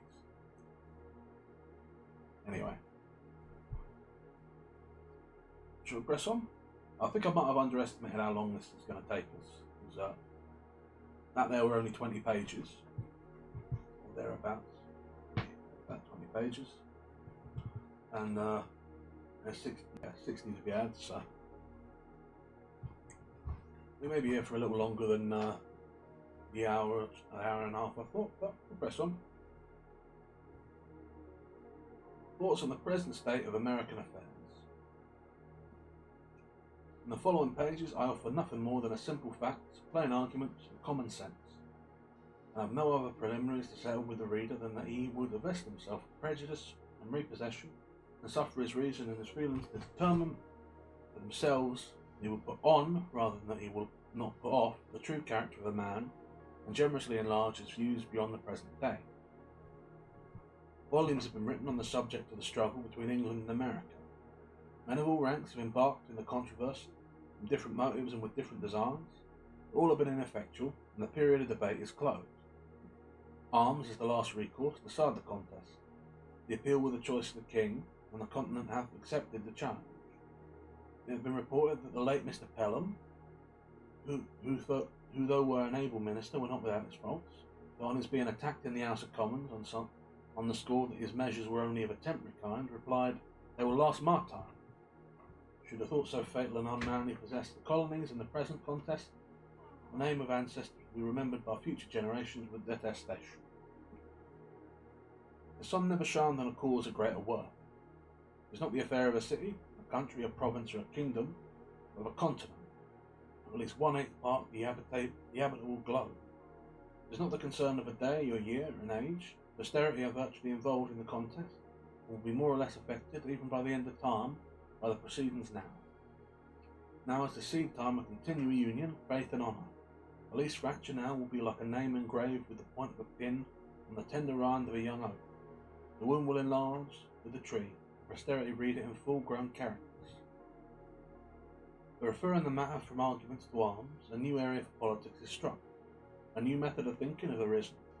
All plans, proposals, etc., prior to the 19th of April, i.e., the common commencement of hostilities, are like the almanacs of last year, which, though proper then, are superseded and useless now. Whatever was advanced by the advocates on either side of the question then, terminated in one and the same point, viz., a union with Great Britain. The only difference between the parties was the method of effecting it. One proposing force, the other friendship. They have so far happened that the first failed, and the second have withdrawn their influence. As much as been said of the advantages of reconciliation, which, like an agreeable dream, have passed away and left us as we were, it is but right that we should examine the contrary side of the argument and inquire into some of the many material injuries which these colonies sustain and always will sustain by being connected with and dependent on Great Britain. We examine that connection and dependence on the principles of nature and common sense to see what we have to trust to if separated and what we are to expect if dependent. I have heard it asserted by some, as America hath flourished under her former connection with Great Britain, the same connection is necessary towards her future happiness and will always have the same effect. Nothing can be more fallacious than this kind of argument. We may as well assert that because the child is thrived upon milk, that it is never to have meat. That the first 20 years of our life is to become a precedent for the next 20. But even this is admitting more than is true, for the answer roundly that America would have flourished as much, and probably more, had no European power had anything to do with her. The commerce by which she hath enriched herself are the necessities of life, and will always have a market, while eating is the custom of Europe. She has protected us, say some. That she hath engrossed us is proved, and defended the continent at our expense as well as her own is admitted. And she would have defended Turkey from the same motive, viz., the sake of trade and dominion. Alas, we have been long led away by ancient prejudices, and made large sacrifices to superstition. We boasted the protection of Great Britain, without considering that our motive was interest and not attachment. That she did not protect us from our enemies or on our account, but from her enemies on her own account, and those who had no quarrel with us on any other account, and who will always be our enemies on the same account. Let Britain waive her pretensions to the continent, or the continent throw off the dependence, and we should be at peace with France and Spain, were they at war with Britain. The miseries of Hanover last war to warn us against connections. It has lately been asserted in Parliament that the colonies have no relation to each other but through the pirate country, i.e. that Pennsylvania and the Jerseys, and so on for the rest, are sister colonies by the way of England. This is certainly a very roundabout way of proving relationship. It is the nearest and only true way of proving enemyship, if I may so call it. France and Spain never were, nor perhaps ever will be our enemies, as America, as are being the subjects of Great Britain. But Britain is the parent country, say some. Then the more shame upon our conduct. Even brutes do not devour their young, nor savages make war upon their families. Therefore the assertion, if true, turns out to a reproach. If it happens not to be true, or only partly so, and the phrase parent or mother country has been Jesuitically adopted by the, as blank here I'm assuming the king, and its parasites, with a low papistical design of gaining an unfair bias on the credulous weakness of our minds. Europe, and not England, is the parent country of America. This new world has been the asylum for the persecuted lovers of civil and religious liberty in every part of Europe. Hither have they fled, not from the tender embraces of the mother, but from the cruelty of the monster. And it is so far true of England, that the same tyranny which drove the fine first immigration from Ireland, pursues their descendants still. It is this extensive quarter of the globe, in this extensive quarter of the globe, we forget the narrow limits of 360 miles, the extent of England, and carry our friendship on a larger scale. We claim brotherhood with Eve European Christian and triumph in the generosity of the sentiment. It is pleasant to observe by what regular gradations we surmount the force of local prejudice, as we enlarge our acquaintance with the world.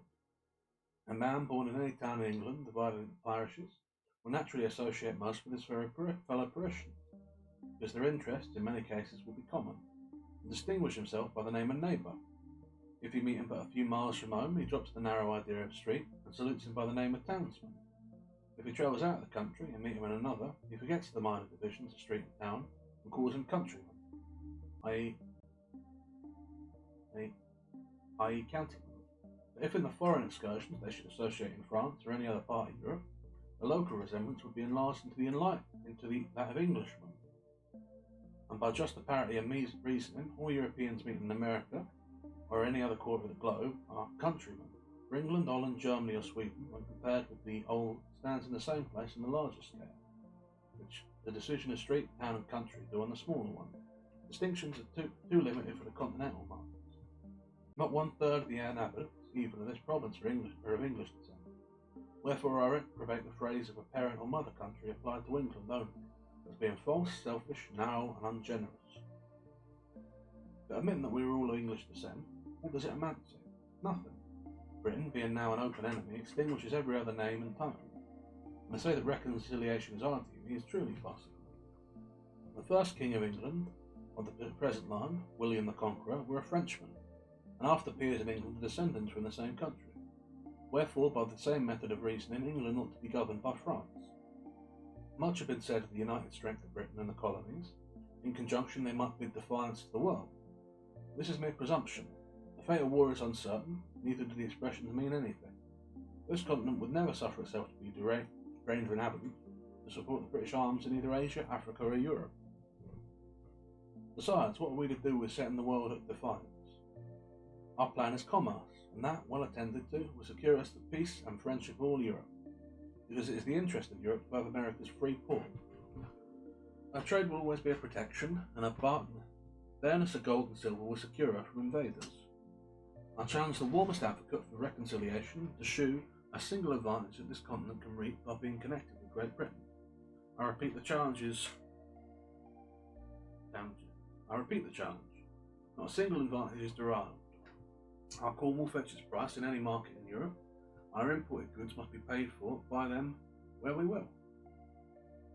But the injuries and disadvantages we sustain by that connection are without numbers, and our duty to mankind at large, as well as to ourselves, instruct us to renounce the alliance, because any submission to or dependence upon Great Britain tends directly to involve this continent in European wars and quarrels, and sets out at variance with nations who would otherwise seek our friendship, against whom we have neither anger nor complaint. As Europe is our market for trade, we ought to form no partial connection with any part of it. It is the true interest of America to steer clear of European connections, which she never can do, or by her dependence on Britain she has made the make-weight in the scale of British politics. Europe is too thickly planted with kingdoms to be long at peace, and wherever a war breaks out between England and any foreign power, the trade of America goes to ruin because of her connection with Britain. The next war may not turn out like that last, and should it not, the advocates for reconciliation now will be wishing for separation then, because neutrality in that case would be a safer convoy than a man of war. Everything that is right or natural pleads for separation. The blood of the slain, the weeping voice of nature cries to time apart. Even the distance at which the Almighty has placed England and America is a strong and natural proof that the authority of the one over the other were never the design of heaven. The time likewise at which the continent was discovered adds weight to this argument, the manner in which it was peopled, and increases the force of it. The Reformation was preceded by the discovery of America, as if the Almighty graciously meant to open a sanctuary for persecuted in future years, when home should afford neither friendship nor safety. The authority of Great Britain over this continent is a form of government which sooner or later must have an end, and a serious mind can draw no true pleasure by looking forward under the painful and possessive conviction that what he calls the present constitution is merely temporary. As parents, we can have no joy, knowing that this government is not sufficiently lasting to ensure anything for which we may bequeath to posterity. By a plain method of argument, as we are running the next generation into debt, we ought to do the work of it, otherwise we use them meanly and pitifully. In order to discover the line of our duty rightly, we should take our children in our hands and fix our station a few years farther into life. That eminence will present a prospect which a few present fears and prejudices conceal from our sight. Though I would carefully avoid giving unnecessary offence, yet I am inclined to believe that all those who espouse the doctrine of reconciliation may be inclined within the following descriptions: interested men who are not to be trusted, weak men who cannot see, prejudiced men who will not see, and a certain set of moderate men who think better of the European world than it deserves. This last class, by an ill-judged deliberation, will be the cause of more calamities to this continent than all the other three. It is the good fortune of many who live distant from their scene of sorrow. The evil is not sufficiently brought to their door to make them feel the precariousness with which all American property is possessed. But let our imaginations transport us for a few moments to Boston. That seat of wretchedness will teach us wisdom, and instruct us forever to renounce the power in whom we can have no trust. The inhabitants of the unfortunate city, who but a few months ago were in ease and affluence, have now no other alternative than to stay and starve or turn out to beg. Endangered by the fire of their friends if they continue within the city, and plundered by the soldiery if they leave it. In their present conditions, they are prisoners without the hope of redemption, and in the general attack from their relief, they would be exposed to the fury of both armies. Men of passive tempers look somewhat lightly over the offence in Britain, and still open for the best, are apt to call out, "Come, we shall be friends again for all this." But examine the passions and feelings of all mankind. Bring the doctrine of reconciliation to the touchstone of nature, and then tell me whether you can hear, after love, honour, and faithfully serve, the power that have carried fire and sword into your land. If you cannot do all these, then you are only deceiving yourselves, and by your delay bringing ruin upon posterity. Your future connection with Britain, whom you can neither love nor honour, will be forced and unnatural, and be informed only on the plan of present convenience, will in a little time fall into a relapse, more wretched than before. But if you say you can still pass the violations over, then I ask, has your house been burnt? Hath your property been destroyed before your face? Are your wife and children destitute of a bed to lie on, or bread to live on? Have you lost a parent or child by their hands, and yourself the ruined and wretched survivor? If you have not, then you are not a judge of those who have. But if you have, and can still shake hands with the murderer, then you are unworthy of the name of husband, father, friend, or lover, and whatever may be your rank or title in life, you have the art of the coward and the spirit of the sycophant. This is not inflaming or exaggerating matters, but trying them by those feelings and affections which nature just justifies, without which we should be incapable of discharging the social duties of life, enjoying the felicities of it. I mean not to exhibit horror for the purpose of provoking revenge, but to awaken us from fatal and unmanly slumbers, when we may pursue determinately some fixed object. It is not in the power of Britain or Europe to conquer America, if she do not conquer herself by delay and timidity. The present winter is worth an age if rightly employed. If lost or neglected, the whole continent will be partake of the misfortune. There is no punishment which that man will not deserve, be he who, or what, or where he will be, that may the means of sacrificing the season so precious and useful. It is repugnant to reason, the universal order of things, to all examples from the former ages, to suppose that this continent can longer remain subject to any external power. The most sanguine in Britain does not think so. The utmost stretch of human wisdom cannot at this time compass a plan short of separation which can promise the continent even a year's security. Reconciliation was a fallacious dream. Nature had deserted the connection, and art cannot supply her place. For, as Milton wisely expresses, never can true reconcilement grow when wounds of deadly hate have pierced so deep. Every quiet method of peace has been ineffectual. Our prayers have been rejected with disdain, and only tended to convince us that nothing flattens vanity or conforms obstinacy in kings more than repeated petitioning, and nothing has contributed more than that very measure to make the kings of Europe absolute. Witness Denmark and Sweden. Wherefore, since nothing but blows will do, for God's sake, let us come to a final separation, and not leave the next generation to be cut in throats under the violated unmeaning names of parent and child. To say they will never attempt it again is idle and visionary. We thought so at the repeal of the Stamp Act, yet a year or two undeceived us. As well we may suppose that nations which have been once defeated will never renew the quarrel. As to government matters, it is not the power of Britain to do this continent justice. The business of it will soon be too weighty and intricate to be managed with any tolerable degree of convenience by a power so distant from us, and so very ignorant of us, for if they cannot conquer us, they cannot govern us. To be always running 3,000 or 4,000 miles with a tale or petition, waiting 4 or 5 months for an answer, which when obtained requires 5 or 6 more to explain it, will in a few years be looked upon as folly and childishness. There is a time when it were proper, and there is a proper time for it to cease. Small islands are not capable of protecting themselves, are the proper objects for kingdoms to take under their care. There is something very absurd in supposing a continent to be perpetually governed by an island. In no instance has nature made the satellite larger than its primary planet, and England and America, with respect to each other, reverses the common order of nature. It is evident they belong to different systems. England to Europe, America to itself. I am not induced by motives of pride, party or resentment to espouse the doctrines of separation and independence. I am clearly, positively and conscientiously persuaded that it is the true interest of this continent to be so. Everything short of that is mere patchwork, that can afford no lasting felicity. It is leaving the sword out to our children and shrinking back at a time when a little more, a little farther, would have rendered this continent the glory of the earth. As Britain hath not manifested the least inclination towards compromise, we may be assured that no terms could be obtained worthy of the acceptance of the continent, or anyways equal to the expense of blood and treasure we have been already put to. The object contended for will always to bear some just proportion to the expense. The removal of N, which got censored again, or the oldest testable hunter, is a matter unworthy of millions who have expended.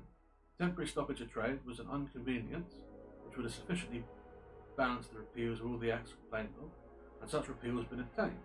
But if the old continent must take up arms, if every man must be a soldier, it is scarcely worth our while to fight against a contemptible ministry only. Dearly do we pay for the repeal of the acts, if that is all we fight for. For in a just estimation it is a great folly to pay a bunker-hill price for laws as for land. As I have always considered the independence of this continent as an event which sooner or later must arrive, so from the late rapid progression of the continent to maturity, the event could not be far off. Wherefore, in the breaking out of hostilities, it were not worth the while the disputed matter. Each time would have finally redressed, unless we meant to be in earnest. Otherwise, it is like wasting an estate on a suit at law to regulate the trespass of a tenant whose lease is just expiring. No man were a warmer wisher for reconciliation than myself before the fatal 19th of April 1755. That little thing here tells me that's a massacre at Lexington.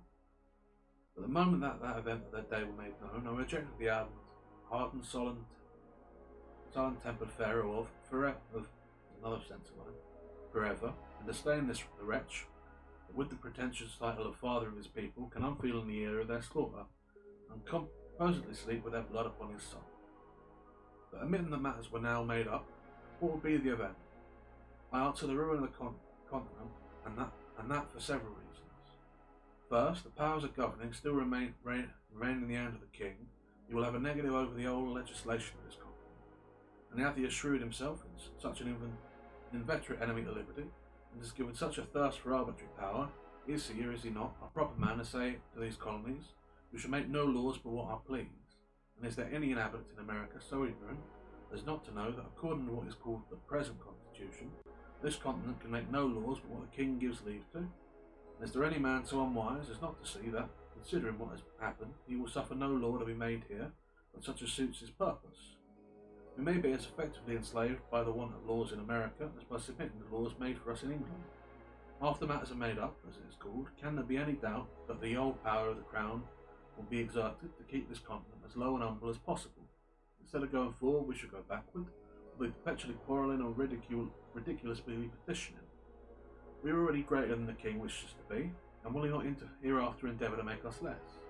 To bring them out to one point, is the power who is jealous of our prosperity a proper power to govern us? Whoever says no to this question is an independent, for independency means no more than whether we shall make our own laws, or whether the king, the greatest enemy of this continent, hath or can have, to tell us there shall be no laws but such as are like. But the king, we will say, has a negative in England. The people there can make no laws without his consent. In point of right and good order, there is something very ridiculous that a youth of 21, which has often happened, shall say to several millions of people, older and wiser than himself, I forbid you this or that act of yours to be law. But in this place I decline this sort of reply, though I will never cease to expose the absurdity of it, and only answer that England being the king's residence, and America not so, makes quite another case. The king's negative here is 10 times more dangerous and favourable than it can be in England. For there he will scarcely refuse to consent to a bill for putting England into as strong a state of defence as possible, and in America he would never suffer such a bill to be passed. America is only a secondary object in the system of British politics. England consults the good of this country no farther than it answers her own purpose. Wherefore her own interest lands us to suppress the growth of ours in every case which doth not promote her advantage, and the least interfere with it. A pretty state we should soon be in under such a second-hand government, considering what has happened. Men do not change from enemies to friends by the alteration of a name, and in order to shew that reconciliation now is dangerous doctrine, I affirm that it would be policy in the king at this time to repeal the acts for the sake of reinstating himself in the government of the provinces, in order that he may accomplish by craft and subtlety in the long run what he cannot do by force and violence in the short one. Reconciliation and ruin are nearly related.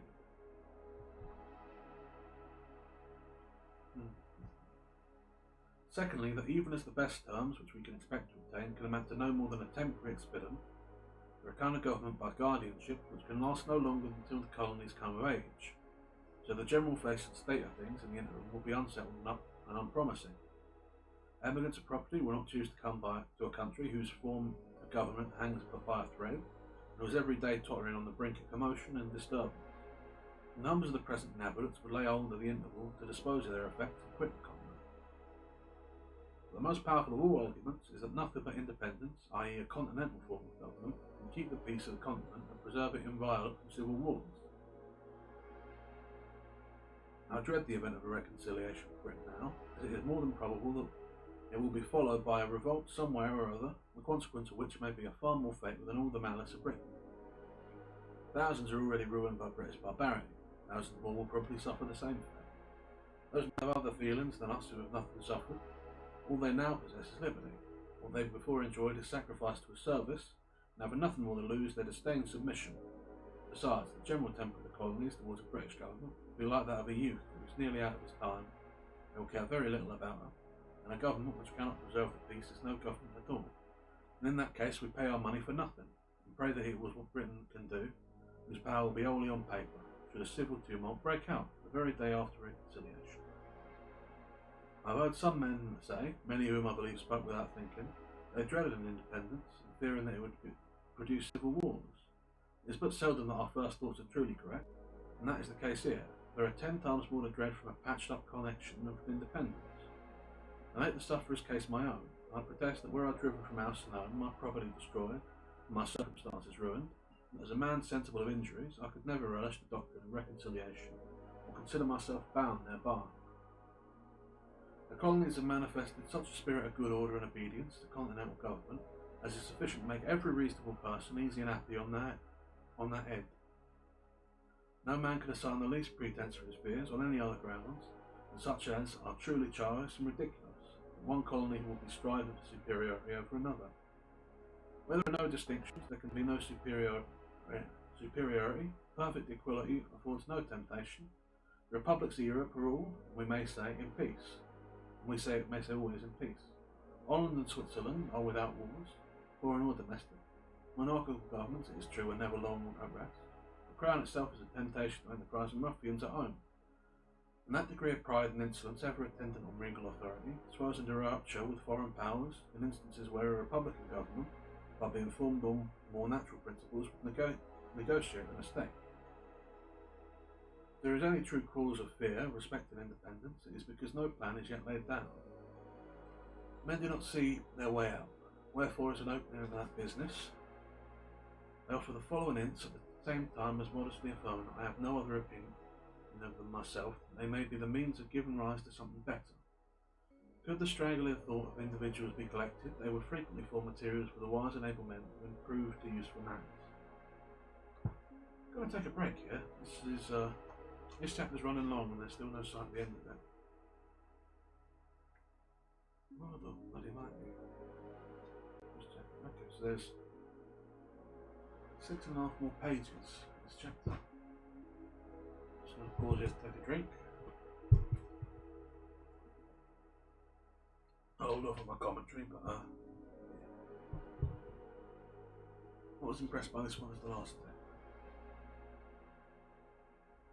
Let the assemblies be annual, with a president only, representation more equal, a business wholly domestic and subject to the authority of a continental congress. May each colony be decided in the 6 or 8 or 10 convenient districts, each district to send a proper number of delegates to Congress, so that each colony sends at least 30. The whole number in Congress will be at least 390. Each Congress to sit and choose a president by the following method. When the delegates are met, let a colony be taken from the old 13 colonies by lot, after which let the old Congress choose by ballot a president from out of the delegates of that province. In the next Congress, let a colony be taken by lot from 12 only, omitting that from which the president was taken in the former Congress, and so proceeding on until the old 13 shall have had their proper rotation. In order that nothing may pass into law but what is satisfactorily just, let not less than 3/5 of the Congress be called the majority. He that will promote discord under a government so equally formed as this will join Lucifer in his revolt. But as there is a peculiar delicacy from whom or in what manner this business must first arise, and as it seems most agreeable and consistent that it should come from some intermediate body between the government and the governors, that is, between the Congress and the people, let a continental conference be held in the following manner for the following purpose. A committee of 26 members of Congress, be 2 for each colony, 2 members for each house of assembly or provincial convention, and 5 representatives of the people at large be chosen in the capital city or town of each province for and behalf of the old province by as many qualified voters as shall think proper to attend from all parts of the province for that purpose, or if more convenient, the representatives may choose 2 or 3 of the most populous parts thereof. In this conference thus assembled will be united the 2 grand principles of business, knowledge and power. The members of Congress, assemblies or conventions, by having had experience in national concerns, will be able and useful counsellors, and the old, being empowered by the people, will have a truly legal authority.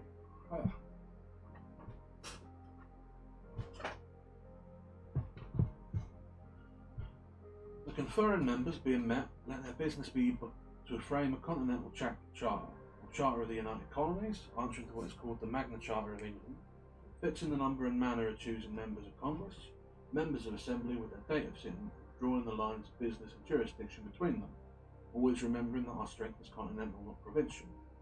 Securing freedom and property to all men, and above all things, the free exercise of religion, according to the dictates of conscience, with such other matter as is necessary for charter to contain. Immediately after which, the said conference to dissolve, and the bodies which shall be chosen comfortable to said charter to be the legislators and governors of this continent for the time being, whose peace and happiness may God preserve. Amen.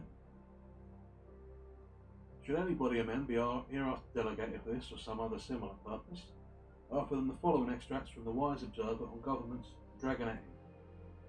The science, says he, of the politician consist in fixing the true point of happiness and freedom. Those men would deserve the gratitude of ages who should discover a mode of government that contain the greatest sum of individual happiness with the least national experience. Dragonetti on virtue and rewards. Where some say is the King of America. I'll tell you, friends, he reigns above and doth not make havoc of mankind like the royal King of Britain. But we may not appear to be defective even in earthly honours. Let a day be solemnly set apart for proclaiming the Charter. Let it be brought forth, placed in the divine law, the Word of God.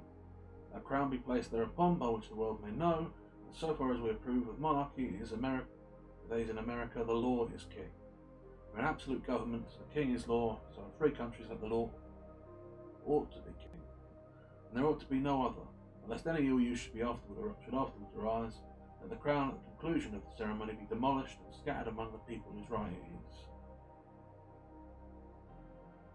The government of our own is a natural right, and when a man seriously reflects on the precariousness of human affairs, he will become convinced that it is infinitely wiser and safer to form a constitution of our own in a cool, deliberate manner, while we have it in our power, than to trust such an interesting event with time and chance. If only we are met now some Massalino may hereafter arise, who laying on hold of popular disquietudes may collect together the disparate and the discontented, and by assuming themselves the power of governments may sweep away the liberties of the continent like a deluge. I'm just going to stop here for a moment because there's a little thing that clarifies it. Thomas Anello, otherwise Massalino, a fisherman in Naples, who after spirit and up his countrymen in the public marketplace against the oppression of the Spaniards, to whom the place was then subject, prompted them to revolt, and in the space of a day became king. Sweep away the liberties of the continent like a deluge. Should the government of America return again into the hands of Britain, the tottering situation of things will be a temptation for some desperate adventurer to try his fortune.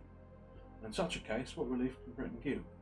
Ere should hear the news, the fatal business might be done, and ourselves suffering like the wretched Britons under the oppression of the conqueror. You that oppose independence now, you know not what you do. You are opening the door to eternal tyranny by keeping vacant the seat of government. There are thousands and tens of thousands who would think it glorious to expel from the continent that barbarous and hellish power, which has stirred up the Indians and Negroes to destroy us, and cruelly hath a double kill, is dealing brutally to us and treacherously by them. To talk of friendship with those whom our reason forbids us to have faith, and our affections wounded through a thousand flaws instruct us to detest, is madness and folly. Every day wears out the little remains of kindred between us and them. Can there be any reason to hope that as the relationship expires, the affection will increase, so that we shall agree better, and we have 10 times more and greater concerns to quarrel over than ever? Ye that tell us of harmony and reconciliation, can you restore us to the time that is past? Can you give to prostitution its former innocence? Neither can you reconcile Britain and America. The last cord now is broken, the people of England are presenting and addressing against us. There are injuries which the nature cannot forgive. She would cease to be nature if she did. As well can the lover forgive the ravisher of his mistress as the continent forgave the murderers of Britain. The Almighty have implanted in us these unextinguishable feelings for good and wise purposes. They are the guardians of his image in our hearts. They distinguish us from the herd of common animals. The social compact will dissolve and justice will extirpated the earth with only a casual existence where we callous to the touches of affection. The robber and the murderer would often escape unpunished did not the injuries which our tempers sustain provoke us to justice. O ye that love mankind, ye that dare oppose not only the tyranny but the tyrant's downfall. Every spot of the old world is overrun with oppression. Freedom hath been hunted round the globe. Asia and Africa have long expelled her. Europe regards her like a stranger, and England hath given her warning to depart. O receive the fugitive and prepare in time an asylum for mankind. That's the end of that chapter, and gotta say that's a weak one comparative to the first two. One thing, there's some contradiction in there. It's strange to me that a man would think to appeal to perfect freedom of religion while extirpating virtues of his argument by way of the divine favour of his particular God, the Almighty of Anglican Christendom. But also a lot of his arguments are sentimental arguments. He argues that America is a better place than the places it would seek to throw off, some sort of inherent dignity in the potential of it. That trade can be achieved without connection, and the idea of a nation ruling another from so far away by sea as Britain is from America is absurd, when America functioning as a single continental country is perfectly logical, despite the same or even greater distances of travel required to span it. Although admittedly I think at this time it were not completely explored and known. I don't know. I think this chapter is ill done by history and the passage of time. It's an idealistic little chapter. It thinks of America as this great potential, this ground that will be a new, changed place. But fundamentally what it fails to understand is that all countries are alike, in failings and in their achievements. And that for all that America sought a great independence and did reasonably fight against an oppressive power, the end point of that oppressive power being thrown off was the creation not of an independent nation, or rather a libertine nation, but of another nation that sought to oppress and control. It's also notable to me that he writes from quite a privileged point of view. He speaks, for example, of people coming to travel to these great centres of commerce to cast their vote for representatives in the Central Continental Congress. But while he says those that think it worthy to travel, what he fails to account for is that those who would think it worthy to travel will be those who have the free resources of wealth, time and comfort to travel. And so in a sense, what he's creating is not truly a democratic government, but an oligarchical one. Something for which I suppose there is some strong evidence in the modern day. He seems to assume that, or take the position that, all the evils of monarchy and nobility are derived from the plans and choices of monarchs and nobles. There was all some grand scheme to place themselves in power. But in reality, politics is chaotic and messy.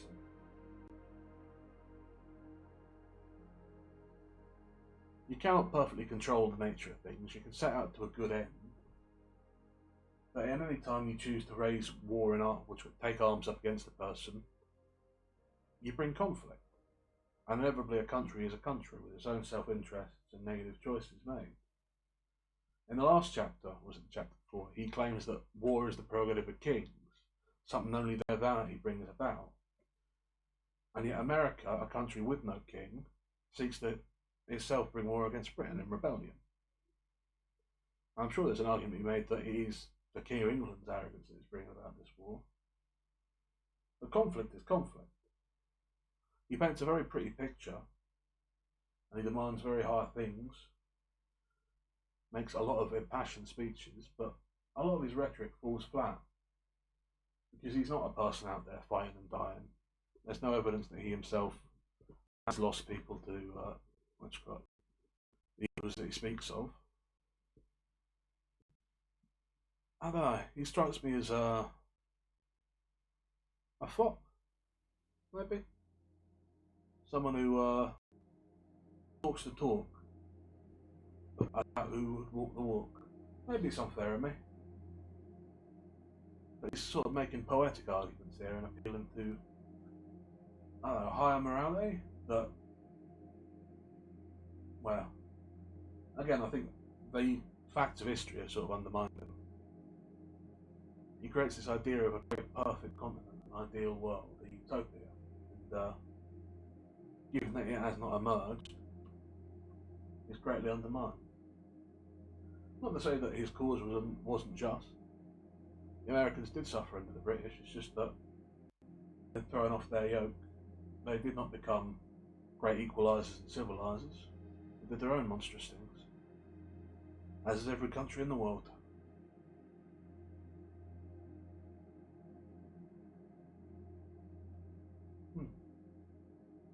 Bit of a grim thought there. But it's also why I like his first chapter so much. Power corrupts absolutely. It doesn't matter what you call your king, if he still acts like a king. Whew, now, shall we press on? That whole chapter there were 20 pages in itself, so that were a full third, as much as the first two chapters. So I think maybe we've got another half hour, maybe 40 minutes, we'll see how we get on. Yeah. For the present ability of America with some miscellaneous reflections. I'm pretty sure reflections is misspelled there because there's an X in it. I never met with a man, either in England or America, who have not confessed his opinion that a separation between the countries would take place one time or another. And there is no instant. What? I'm going to pause here for a second, because that's not true. He's just lied to us, like blatantly, and not in a clear way, because he's spent the last 3 chapters talking about all these people who don't think a separation is necessary. This is getting worse over time. What a show, isn't it? Yeah. I've never met with a man, either in England or America, who has not confessed in his opinion that separation between the countries would take place one time or another. There is no instance in which we have shown less judgment than endeavouring to describe what we call the rightness or fitness of the continent for independence. As all men allow the measure, and vary only in their opinion of the time, let us, in order to remove mistakes, take a general survey of things, and endeavour, if possible, to find out the very time. But we need not go far, the inquiry ceases at once, for the time hath found us. The general concurrence, the glorious union of all things, prove that. It is not in number but in unity that our great strength lies. Yet our present numbers are sufficient to repel the forces of all the world. The continent hath, at this time, the largest body of armed and disciplined men of any power under heaven, and is just arrived at the pitch of strength in which no single colony is able to support itself. The whole, when united, can accomplish the matter, and either more or less than this might be fatal in its effect. Our land force is already sufficient, and as to naval affairs we cannot be insensible that Britain would never suffer an American man of war to be built while the continent remained in her hands. Therefore we should be no forwarder as 100 years hence in that breach than we are now. The truth is we should be less so, because the timber of the country is every day diminishing, and that which will remain at last will be far off and difficult to procure. The continent crowded with inhabitants, our sufferings under the present circumstance would be intolerable. The more seaport towns we had, the more we should have both to defend and to lose. Our present numbers are so aptly proportioned to our wants that no man need be idle. The diminution of trade affords an army, and the necessities of an army creates a new trade. Debts we have none, and whatever we may contend on the account will serve as glorious memento of our virtue. Can we but leave posterity with a settled form of government, an independent constitution of its own, the purchase at any price will be cheap. But we spend millions for the sake of getting a few vile acts repealed and routing the present ministry only is unworthy of the charge, and is using posterity with the utmost cruelty, because it is leaving them but the great work to do, and a debt upon their backs from which they derive no advantage. Such a thought is unworthy of a man of honour, and is the true characteristic of a narrow and peddling politician. The debt we may contract doth not deserve our regard, if the work be but accomplished. No nation ought to be without a debt. A national debt is a national bond, and when it bears no interest, it is no case of grievance. Britain is oppressed with debt, with a debt of upwards of 140 million sterling, for which she pays upwards of 4 million in interest. As a compensation for her debt, she has a large navy. America is without a debt and without a navy, yet for the 20th part of the English national debt could have a navy as large again. The Navy of England is not worth at this time more than 3.5 million sterling. It's a bold claim. Well, I'm not a military historian, but Britain were pretty famous for its navy in the day. I'm pretty sure shortly after this they blockaded the trade of the entire continent of Europe, which, I mean, 3.5 million sterling were probably a lot back in the day, but it seems like a pretty valuable thing to have. The first and second editions of this pamphlet were published without the following calculations, which are now given as proof without above estimation, that the navy is just one. See Entick's History, intro, page 56. The charge of building the ship of each rate and furnishing her with mast, yards, sails, and rigging, together with a proportion of 8 months' boatswains and carpenters' sea stores, was calculated by Mr. Booker, Secretary of the Navy, for a ship of 100 guns, £35,553, 90 29,886, 80 23,638, 70 17 785, 60 14 1% 97, 50 10,606, 40 7,558, 30 5,846, 20 3,710.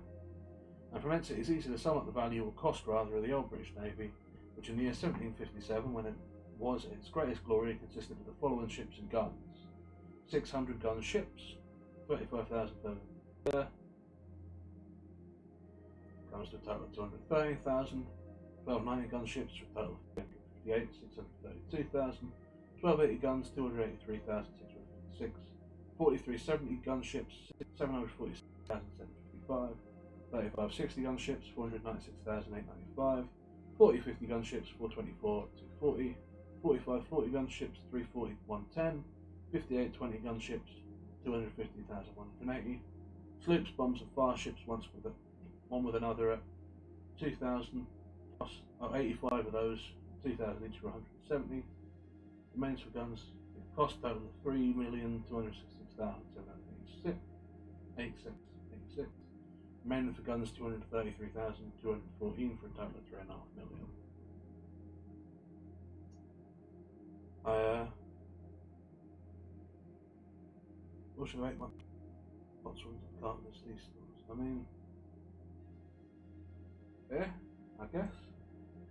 I don't know what this chart is intended for. This feels like someone called him out on his figure he pulled and he put this chart in to disprove it, but I don't think it makes any stronger point of this.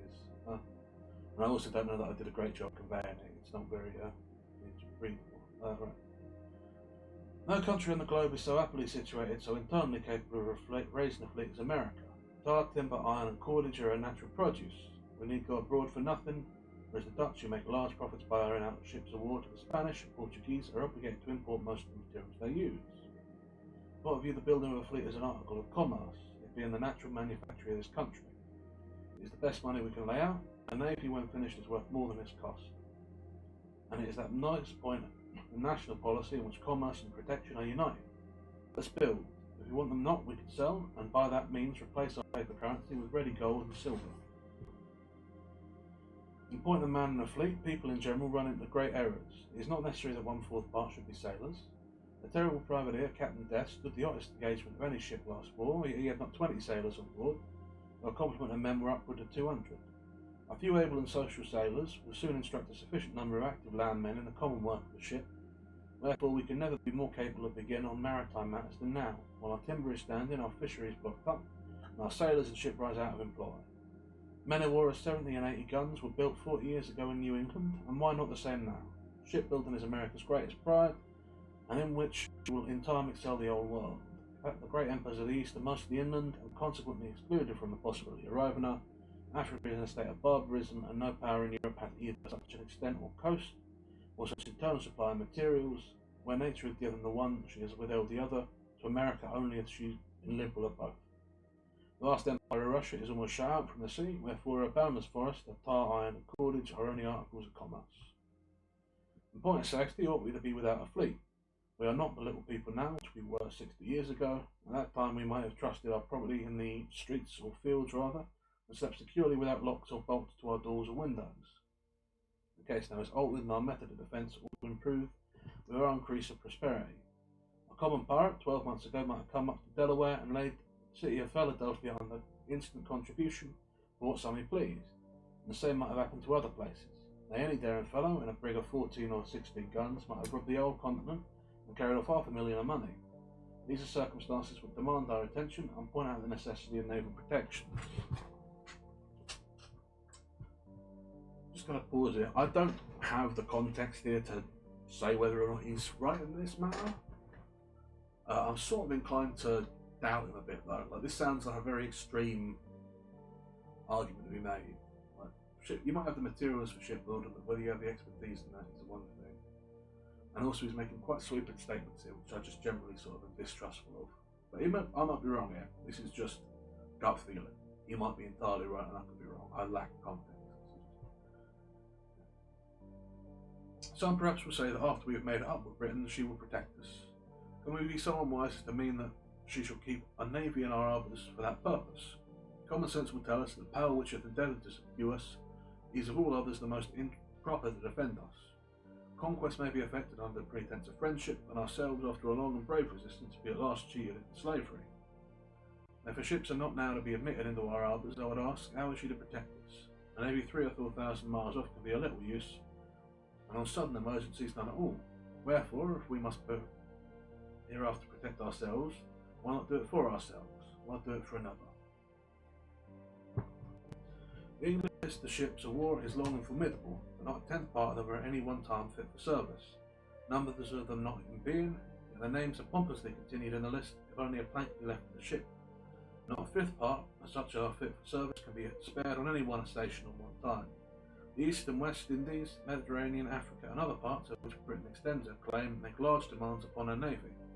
With a mixture of prejudice and inattention, we have contracted a false notion respecting the navy of England, and have talked as if we should have the whole of it to encounter at once. For that reason, suppose that we must have one as large, which not being instantly practicable, have been made use of by a set of disgusted Tories to discourage our beginning thereon.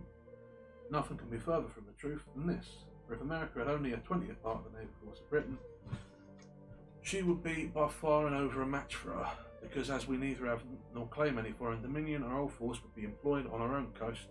We should be the long run have 2 to 1 advantage of those who have 3 or 4 thousand miles to sail over before they could attack us, from the same distance to return in order to refit and recruit.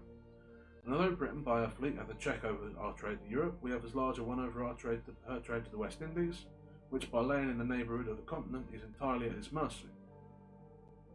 Some method might be fallen on to keep up a naval force in times of peace, if we should not judge it necessary to support a constant navy. If premiums were to be given to merchants to build and employ in their service ships mounted with 20, 30, 40 or 50 guns, the premiums to be in proposition to the loss of bulk in the merchants, 50 or 60 of those ships with a few guard ships on constant duty would keep up a sufficient navy, and that without burdening ourselves with the evil so loudly complained of England as suffering their fleet in times of peace to lie rotting in the docks. To unite the sinews of commerce and defence is sound policy. When our strength and our riches play into each other's hand, we need fear no external enemy. Again, I don't believe him here. This sounds like one of those sort of ideas that someone pitches of, yeah, it's real easy, we should just do this, without asking the question of, if it's so easy, why don't the other people do this? I mean, Britain is a naval power and a commercial power. Why doesn't it do this? There are practical concerns that he's definitely missing here. like, again, I don't have context, this is gut feeling, but he feels like the first 2 chapters of this were very strong. The second were long-winded and a little less convincing, and I don't believe this 4th one. Anyway, in almost every article of defence we are bound. Emp flourishes even to rankness, so that we need not want cartridge. Our iron is superior to that of other countries. Our small arms equal to any in the world. Cannon we can cast at pleasure. Saltpetre and gunpowder we are every day producing. Our knowledge is hourly improving. Resolution is our inheritance. Character and courage have never yet forsaken us. Wherefore, what is it that we want? Why is it that we hesitate? From Britain we can expect nothing but ruin. If she is once submitted to the government of America again, this continent will not be worth living in. Jealousies will always be arising, insurrections will be constantly happening, and all will go forth to quell them. All will venture his love to reduce his own countrymen to foreign obedience. Between Pennsylvania and Connecticut, respecting some unlocated lands, shows the insignificance of British government and fully proves that nothing but a continental authority can regulate continental matters. Another reason why the present time is preferable to all others is that the fewer our numbers are, the more land there is yet unoccupied, which instead of being lavished by the king on his worthless dependents may hereafter be applied not only to the discharge of present debt but to the constant support of government. No nation under heaven hath such an advantage as this. The infant state of the colonies, as it's called, so far from being against it, is an argument in favour of independence. We are sufficiently numerous, and were we more so, we might be less united. It is a mal-worthy observation that the more a country is peopled, the smaller their armies are. In military numbers, the ancients far exceeded the moderns, and the reason is evident. Trade being the consequence of population, men become too absorbed thereby to attend to anything else. Commerce diminishes the spirit both of patriotism and military defence, and history sufficiently informs us that the bravest achievements are always compelled in the non-age of a nation. With the increase of commerce, England hath lost its spirit. The city of London, notwithstanding its numbers, submits to continued insults with the patience of a coward. The more men have to lose, the less willing they are to venture, and the richer in general slaves to fear and submit to a courtly power with the trembling duplicity of a Spaniel. If it is the seed time of good habits as well as nations, as well as individuals, it might be difficult, if not impossible, to form a continent in one government half a century hence. The vast variety of interest occasioned by an increase of trade and population will create confusion. Colony would be against colony, each being able might scorn each other's assistance, and while the proud and foolish gloried in their little distinctions, the wise would lament that their union had not been formed before. Wherefore the present time is the true time for establishing it. The intimacy which is contracted in infancy and the friendship which is formed in misfortune are, of all others, the most lasting and honourable. Our present union is marked with both these characters. We are young, and we have been distressed, but our concord hath withstood our troubles and fixes a memorable era for posterity to glory in. I think I see the line here where I'm starting to disagree with him. I agree with him that Britain is bad, but I disagree with him that America is good. I think I'm just too much of a pessimist. But, yeah. Anyway, well, let's get it over with. The present time likewise is that peculiar time in which never happens to a nation but once, viz. The time of forming itself into a government. Most nations have let slip the opportunity, and by that means have been compelled to receive laws from their conquerors, instead of making laws for themselves. First they had a king, and then a form of government, whereas the articles of charter of government should be formed first, and men delegated to execute them afterwards. From the errors of other nations, let us learn wisdom and lay hold of the present opportunity, to begin government at the right end. When William the Conqueror subdued England, he gave them law at the point of the sword. And until we consent that the seat of government in America be legally an authority of the occupied, we should be in danger of having it filled by some fortunate ruffian who may treat us in the same manner, and then where will be our freedom? Where our property? I don't love that he puts those one after the other as though they're equal. As to religion, I hold it to be the indisputable duty of all government to protect all conscientious professional professors thereof. I know no other business which government hath to do therewithin. Let a man throw aside the narrowness of soul, that selfishness of principle, which the leaders of all professions are so unwilling to part with, and he will be at once delivered his fears on the end. Suspicion is the companion of mean souls and the bane of all good society. myself and fully and conscientiously believe that it is the will of the Almighty that there should be diversity of religious opinion among us. It affords a larger field for our Christian kindness, where we all, of one way of thinking, our religious disposition would want matter for prohibition. And on this liberal principle, I look on the various denominations among us to be like children of the same family, different only in what is called their Christian names.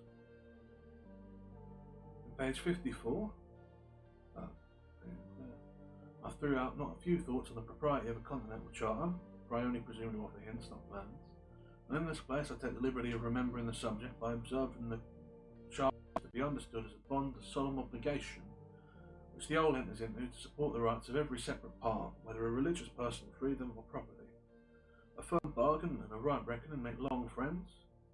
In the former page I likewise mention the necessity of a large and equal representation. There is no political matter for which more deserves our attention. A small number of electors or small numbers of representatives are equally dangerous. If the number of the representatives be not only small but unequal, the danger is increased. As an instance of this, I mention the following. When the Associated petition was before the House of Assembly of Pennsylvania, 28 members only were present. All the Bucks country members, being 8, voted against it, and had 7 of the Chester members done the same, this old province had been governed by 2 counties only. And this danger is always exposed to. The unwarrantable stretch, likewise, which the House made in their last sitting to gain an undue authority over the delegates of the province, or to warn people at large how they trust power out of their own hands. A set of instructions for delegates were put together, which in point of sense and business would have dishonoured the schoolboy, and after being approved by a few, very few without doors, were carried into the House and there passed on behalf of the old country, on behalf of the old colony. Whereas did the old colony know with what ill will that House had entered on some necessary public measures, they would hesitate at a moment to think of them unworthy of such trust. Immediate necessity makes many things convenient, which if continued would grow into oppression. Expedience and right are different things. When the calamities of America required a consultation, there were no methods so ready, or at that time so proper, as to appoint persons from the several houses of assembly for that purpose, and the wisdom of which they have proceeded has preserved this continent from ruin. As it is more than probable that we shall never be without a Congress, every well-wisher to be a good order must own that the mode for choosing members of that body deserves consideration. I put it as a question to those who make a study of mankind, whether representation and election is not too great a power for one and the same body of men to possess. When we are planning for posterity, we ought to remember the virtue is not hereditary. It is from our enemies that we often gain excellent maxims and are frequently surprised at the reason by their mistakes. Mr. Cornwall, one of the Lords of the Treasury, treated the petition of the New York Assembly with contempt, because that House, he said, consisted but of 26 members, which trifling number, he argued, could not with decency be put for the old. We thank him for his involuntary honesty. Appendix here. Those who would fully understand of what great consequence a large and equal representation is to a state should read Berg's political dispositions. To conclude, however strange it may appear to some, or however unwilling they may think so, that is not, but many strong and striking reasons may be given to show that nothing can settle our affairs so expeditiously as an open and determined declaration for independence, some which are: first, it is the custom of nations, when any two are at war, and some other powers not engaged in the quarrel to step in as mediators and bring about the preliminaries of peace. But while America calls herself the subject of Great Britain, no power, ever well disposed she may be, can offer a mediation. Wherefore, in our present state, we may quarrel on forever.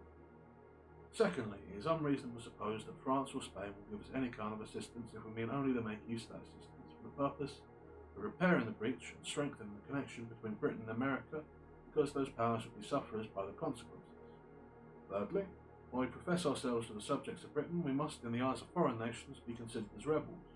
The precedent is somewhat dangerous to their peace, for men to be armed under the name of subjects, when they will console the paradox. The united resistance and subjection requires an idea much too refined for common understanding. I'm just going to pause here and say, declaring yourself independent is still rebellion. In fact, if anything, it's more a case of rebellion. You could argue that a rebel who is still maintaining the subject of a country is just performing an act of civil disobedience. Fourthly, were a manifesto to be published and dispatched to foreign courts, setting forth missionaries we've endured and the peaceful methods we owe. ineffectually used for readers, declaring at the same time that not being able any longer to live happily or safely under the cruel disposition of the British court, we've been driven to the necessity of breaking off all connection with her, at the same time assuring all sorts of courts out a peaceable disposition towards them and of our desire to entertain of entering into trade with them. Such a memorial will produce more good effect to this continent than if a ship were freighted with positions of Britain. Under our present denomination of British subjects, we can neither be received nor order abroad. The custom of all courts is against us, and will be so until, by an independence, we take rank with other nations. These proceedings may at first appear strange and difficult, but, like all other steps which we have already passed over, will in a little time become familiar and agreeable. Until an independence is declared, the continent will feel itself like a man who continues putting off some unpleasant business from day to day, knows it must be done, hates to set it about, wishes it over, and continually wants to its necessity. That's the end of that chapter. The next part is an appendix.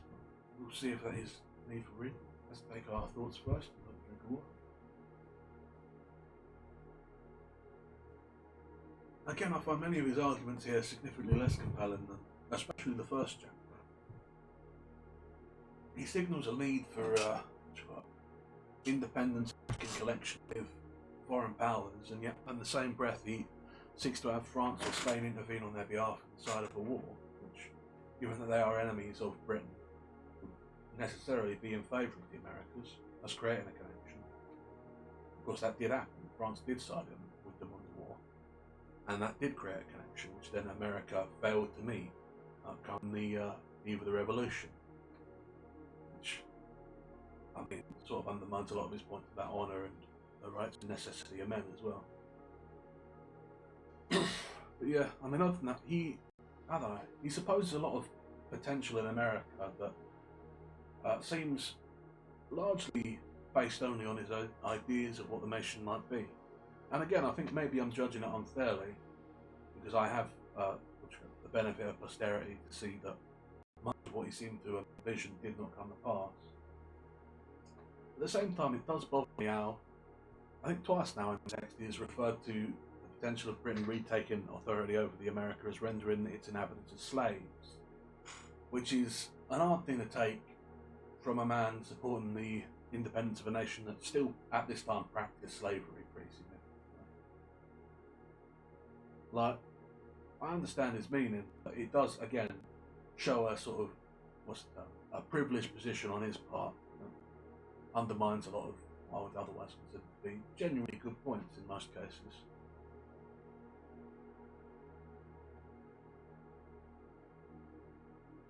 I think I would describe this text as Republican at its best and disappointingly middle class at its worst. At any rate, let's check out the appendix and see if it's something that needs to be read in its entirety here if we can. Appendix. Since the publication of the first edition of this pamphlet, or rather on the same day on which it came out, the I'm assuming King's speech made its appearance in the city, and the spirit of prophecy directed the birth of this production, it could not have brought forth at a more seasonable juncture, or more necessary time. The bloody-mindedness of the one show the necessity of pursuing the doctrine of the other. I'm just going to say, I've messed up the word show a couple of times, because he spells it with an E, I don't know why. Shows the necessity of pursuing the doctrine of the other. Men read by way of revenge. The speech, instead of terrifying, prepared a way for the manly principles of independence. Ceremony and even silence, from whatever motive they may arise, have a hurtful tendency when they give the last degree of countenance to base and wicked performances. Wherefore, if this maxim be admitted, it naturally follows that the King's speech has been a piece of finished villainy, deserves and still deserves a general execration both by the Congress and the people. As the domestic tranquillity of a nation depends greatly on the chastity of what may properly be called its national matters, it is often better to pass some things over in silent disdain and make use of such new methods of dislike as might introduce the least innovation, or the guardian of our peace and safety. And perhaps it is chiefly owing to this prudent delicacy that the King's speech had not before now suffered a public execution. The speech, if it may be called one, is nothing better than wilful, audacious libel against the truth, common good, and the existence of mankind, and it is a formal and pompous method of offering up human sacrifices to the pride of tyrants. This general massacre of mankind is one of the privileges and the certain consequences of the king, which nature knows as nature knows them, not they know not her. And although they are beings of our own creating, they know not us, and are become the gods of their creators. The beasts have only one good quality, which is that it is not calculated to deceive, neither can we, even if we would, be deceived by it. Brutality and tyranny appear on the face of it, and it leaves us at no loss, and every line convinces, even in a moment of reading, that he who hunts the woods for prey, the naked and untutored Indian, is less a savage than the blank of King of Britain. Sir blank, I think Sir John Dee, the putative father of the whining Jesuitical piece, fallaciously called the Address of the People of England to the Inhabitants of America, and perhaps from a vain supposition that the people here were to be frightened at the pomp and description of a king given, though very unwisely on his part, the real character of the present one. But, says this writer, if you are inclined to pay compliments to an administration which we do not complain of, in the Marquis of Rockingham's at the repeal of the Stamp Act, it is very unfair of you to withhold them from that prince by whose nod alone they were permitted to do anything. It is Toryism and witness.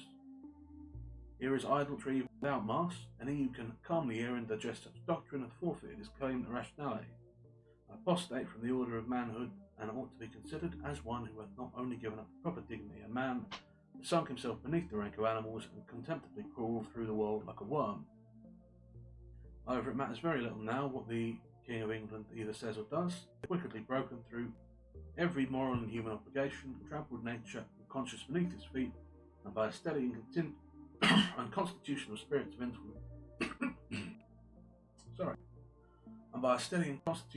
of insolence and cruelty, procured for himself a universal hatred. It is now the interest of America to provide for herself. She has already a large and young family, and it is more her duty to take care of than to be granting away her property to support a power who has become a reproach to the names of men and Christians. Ye whose office it is to watch over the morals of the nation, whatever sect or denomination ye are, as well as ye who are more immediately the guardians of the public liberty, if you wish to preserve your native country uncontaminated by European corruption, you must in secret wish a separation, but leaving the moral part to private reflections, I should chiefly confine my further remarks to the following heads. I'll pause it for a moment and take a drink.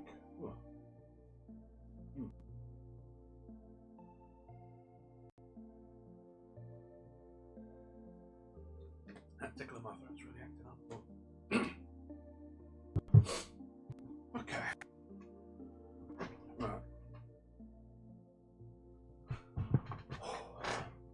First, is the interest of America to be separated from Britain. Secondly, which is the easiest and most practical plan, reconciliation or independence, some occasional remarks. In support of the first, I could, if I judged it proper, produce the opinion of some of the ablest and most experienced men on this continent, and whose sentiments on that head are not yet publicly known. It is in reality a self-evident position, for no nation in a state of foreign independence, limited in its commerce and cramped and fettered in its legislative powers, can ever arrive at any material eminence. America doth not yet know what opulence is, and although the progress which she has made stands unparalleled in the history of other nations, it is but childhood compared with what she would be capable of arriving at, and she ought to have the legislative powers in her own hands. England is at this time proudly coveting what would do her no good, were she to accomplish it, and the continent hesitating on a matter which will be her final ruin if neglected. It is the commerce and not the conquest of America by which England is to be benefited, and that would in a great measure continue were the countries as independent of each other as France and Spain. As many articles, neither can go to a better market. But it is the independence of this country on Britain or any other, which is now the main and only object worthy of contention, and which, like all other truths discovered by necessity, will appear clearer and stronger every day. First, because it will come to that one time or another. Secondly, because the longer it is delayed, the harder it will be to accomplish. I have frequently amused myself, both in public and private companies, with silently remarking on the spacious errors of those who speak without reflecting.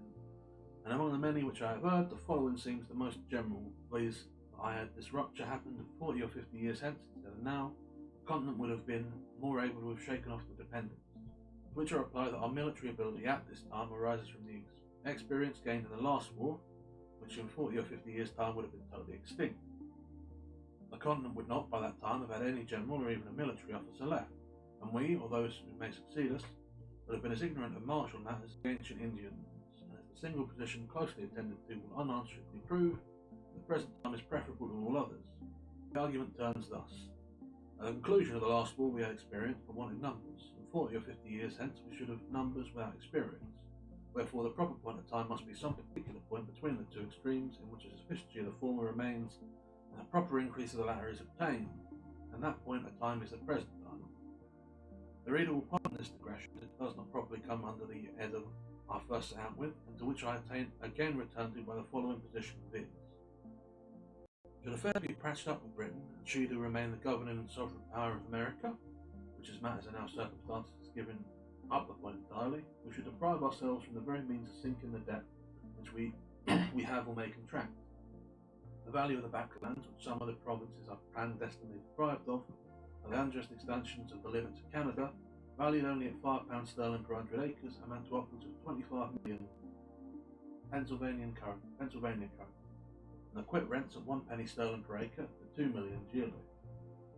It is by the sale of those lands that the debt may be sunk without burden to any, and the quit rent reserved thereon will always lessen, and in time will wholly support the yearly expense of government. It matters not how long the debt is in paying them, so that the lands when sold be applied to the discharge of it, the executions of which the Congress for the time being will be continental trustees. I proceed now to the second head, viz., which is the earliest and most practical plan, reconciliation or independence, with some occasional remarks. He who takes nature for his guide is not easily beaten out of his argument on that ground. I answer generally that independence being a single simple line contained within ourselves, and reconciliation a matter exceedingly complex and complicated, and which a treacherous, capricious court is in fear, gives the answer without doubt. I hate how he keeps appealing to this is natural. He says his side is simple and the other side is complex, and so his side is right. It's wrong, it's stupid. Reconciliation is no less or more complicated than independence. This argument is bad and he keeps making it. It's annoying me. The present state of America is truly alone of every man who is capable of reflection, without law, without government, without any other mode of power, and what is founded on and granted by courtesy, held together by an unexamined concurrence of sentiment, which is nevertheless subject to change, and which every secret enemy is endeavouring to dissolve.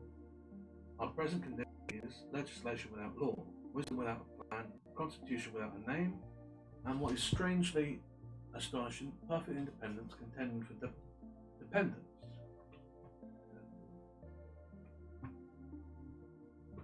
The instance is without a precedent, the case never existed before, and who can tell what may be the event? The property of no man is secure in the present unbraced system of things. The mind of the multitude is left at random, feeling no fixed object before them, they pursue such a fancy opinion as start. Nothing is criminal, there is no such thing as treason, wherefore everyone thinks himself at liberty to act as he pleases. The Tories dared not to have assembled defensively had they known that their lives by that act were forfeited by the laws of the state. A line of distinction should be drawn between English soldiers taken in battle and inhabitants of America taken in arms. The first are prisoners, the latter are traitors. One forfeits his liberty, the other his head. Notwithstanding our wisdoms, there is a visible freeness in some of our proceedings. No, I want to go back to that one there. For a second. A line of distinction should be drawn between English soldiers taken in battle and inhabitants of America taken in arms. The first are prisoners, but the latter are traitors. One forfeits his liberty, the other his head. Now, the first act of this independent Republican government is to decide that any subject or former subject of Great Britain who is living in the land that the Republic now controls is to be held to a stricter standard and punished more harshly for certain crimes than others. The first chapter was so good. It had so many anti-authority points, and these last chapters are so bad. They rely so much on ill-founded ideas of commerce and money that is just going to come out of anywhere and doesn't matter, and just imposing a type of tyranny that is slightly different than the one he's lamenting in the first chapter. This just keeps getting worse. which is sad because the first chapter were really good and the second one were all right. I just didn't like the framing of it. Oh yeah, right, well, notwithstanding our wisdom, there is a visible freeness in some of our proceedings which gives encouragement to dissension. The continental belt is too loosely buckled, and if something is not done in time, it will be too late to do anything, and we shall fall into a state in which neither reconciliation nor independence will be practicable. This, and his worthless adherents who've got their old game of dividing the continent, and there are not wanting among us printers who will be busy spreading specious falsehoods. The awful and hypocritical letter, which appeared a few months ago in 2 of the New York papers, and likewise in 2 others, is in evidence that there are men who want either judgment or honour, or honesty. Oh, sorry, I'm struggling here now. It's easy getting in holes and corners and talking of reconciliation, he said, like 2 or 3 pages after saying that he never met a man who thought reconciliation was possible. It is easy getting in holes and corners about and talking of reconciliation, but do such men seriously consider how difficult the task is and how dangerous it may prove should the continent divide thereon? Do they take within their view all the various orders of men whose situation and circumstances, as well as their own, are to be considered therein? Do they put themselves in the place of the sufferer whose all is already gone, and of the soldier who hath quitted all for the defence of his country? If the real judge moderation be suited to their own private institutions only, regardless of others, the event will then be reversed. The event will convince them that they are reckoning without their oath. Sorry, he's repeating points here, and they weren't very good points to begin with. Put us, says some, on the footing we were in 63, which I answer the request is not now in the power of Britain to comply with, neither will she propose it. If it were, and even should be granted, I ask as a reasonable question, by what means is such corrupt and faithless fraud to be kept in this engagement? Another Parliament, nay, even the present, may hereafter repeal the obligation, on the pretence of its being violently obtained or unwisely granted. In that case, where is our redress? Now going to law with nations, cannons are the barristers of crown, and sword not a justice but a war decide the suit. To be on the footing of 63 is not sufficient. The laws only be put in the same state, but our circumstances likewise be put in the same state. Our burnt, destroyed towns repaired or built up, our private losses made good, our public debts contracted for defence discharged, otherwise we should be millions worse than we were at that enviable period. Such a request that had been complied with years ago would have won the art and soul of the continent, but now it is too late. The Rubicon is passed. Beside the taking up arms merely to enforce the repeal of pecuniary law seems as unwarrantable by the divine law, as repugnant to human feelings as the taking up of arms to enforce obedience thereto. The object on either side doth not justify the ways and means, for the lives of men are too valuable to be cast away on such trifles. It is the violence which is done and threatened to our person, the destruction of our property by an armed force, the invasion of our country by fire and sword, which conscientiously qualifies the use of arms. In the instance in which such a mode of defence became necessary, all subjects of Britain ought to have ceased, and the independency of America should have been considered as dating its era from and published by the first musket and fired against her. This line is a line of consistency, neither drawn by caprice nor extended by ambition, but produced by a chain of events of which the colonies were not the authors.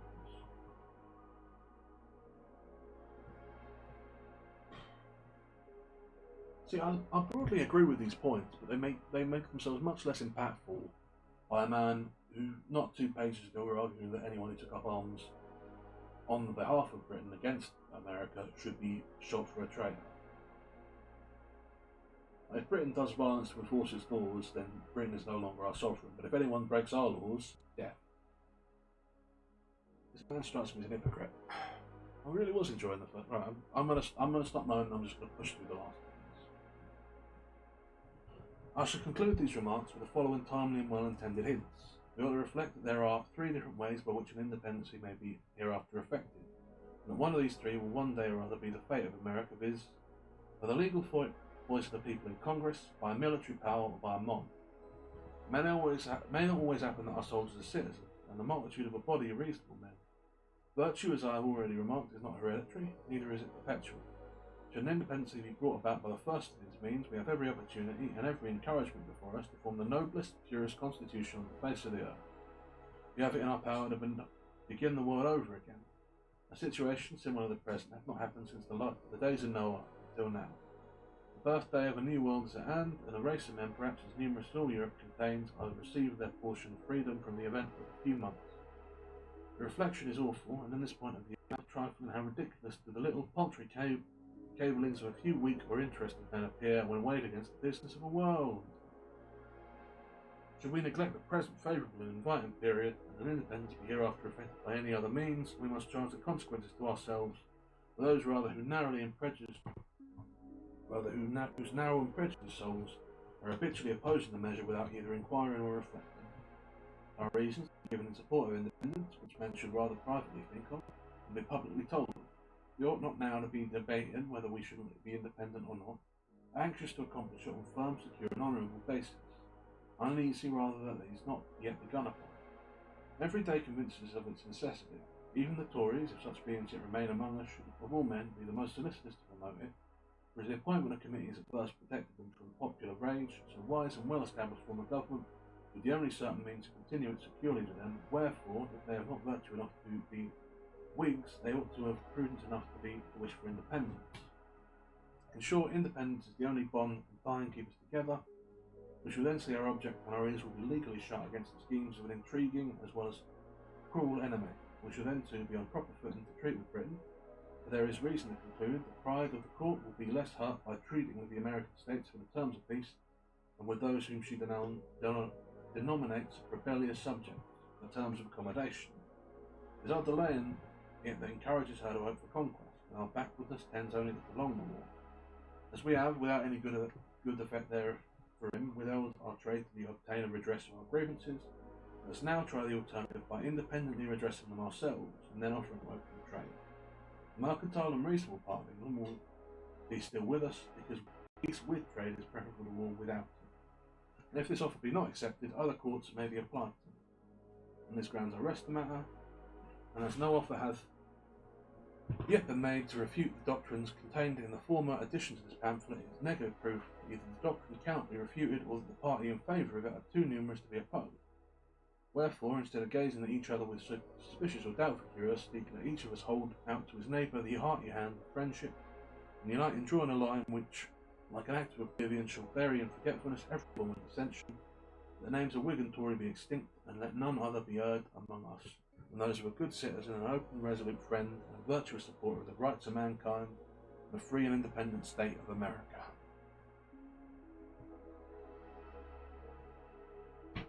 Maybe I'm being too cynical here.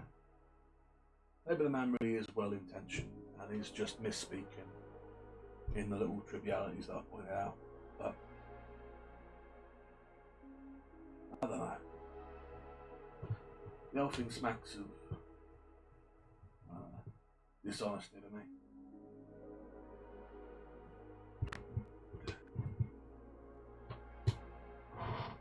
And history proves my point, I suppose, still.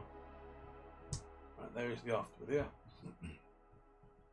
So the representatives of the religious society are the people called Quakers, but are so many of them as were concerned in publishing a late piece entitled The American Testimony and Principles of the People called Quakers, renewed with respect for the King and government, and touching the emotions now prevailing in these and other parts of America, addressed to the people in general.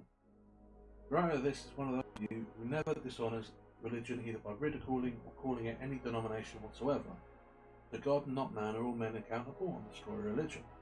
Wherefore this episode is not so properly addressed to you as a religious but political body, dabbling in matters which the professed quietude of your principles instruct you not to meddle. As you have without proper authority for so doing, put yourselves in the place of the old body of the Quakers, so the writer of this, in order to be on equal rank with yourselves, is under the necessity of putting himself in the place of all those who approve the very writings and principles against which your testimony is directed. And he hath chosen the singular situation in order that you might discover in him that presumption of character which you cannot see in yourselves, but neither he nor you have any claim or title to political representation. When men are departed from the right way, it is no wonder that they stumble and fall. It is evident from the manner in which you have managed your testimony that politics, as a religious body of men, is not your proper walk. However well adapted it might appear to you, it is nevertheless a jumble of things bad but unwisely together, and the conclusion drawn therefore both unnatural and unjust. The first two pages in the old document 4 we give you credit for. I expect the same civility from you, because the love and desire of peace is not confined to Quakerism. It is the natural as well as the religious wish of all denominations of men, and on this ground, as men labouring to establish an independent constitution of our own, do we exceed all other people in our own end and aim. Our plan is peace forever. We are tired of contention with Britain and can see no real end to it but in a final separation. We act consistently because, for the sake of introducing an endless and uninterrupted peace, we bear the evils and burdens of the present day. We are endeavouring and will steadily continue to endeavour to separate and resolve a connection which have already filled our land with blood, and which, while the name of it remains, will be the fatal cause of future mischief to both countries. We fight neither for revenge nor conquest, neither from pride nor passion. We are not insulting the world with our fleets and armies, nor ravaging the globe for plunder. Beneath the shade of our own vines are we attacked. In our own houses and on our own lands is the violence committed against us. We view our enemies in the character of our women and housebreakers, and having no defence for ourselves in the civil law, we are obligated to punish them by the military one, and applying the sword in the very case where you have before now applied the altar. Perhaps we feel for the ruined, insulted sufferers in all and every part of the continent, and with a degree of tenderness which hath not yet made its way into some of your bosoms. But be ye sure that ye mistake not the cause and ground of your testimony. Call not coldness a sole religion, nor put the bigot in the place of the Christian. Are you partial ministers your own acknowledged principles? If the bearing arms be simple, the first going war must be more so, by all the difference between wilful attack and unavoidable defence. Wherefore, if you really preach from conscience and mean to take not to make a political hobby horse of your religion, convince the world thereof by proclaiming your doctrine to our enemies, for they likewise bear arms. Give us proof of your sincerity by publishing it as St. James, the Commander-in-Chief of Boston, the Admirals and Captains of Britain, practically ravaging our coast, and to all the murdering miscreants who are acting in authority under him who ye profess to serve. And to the honest souls of Berkeley, you would preach and repent to your king. You would tell the royal his sins and warn him of eternal ruin. You would not spend your partial invectives against the injured and the insulted only. Spare none. Only, but like faithful ministers will cry aloud and spare none. And I pause it because there's a little aside on Winston Barclay. There's a quote.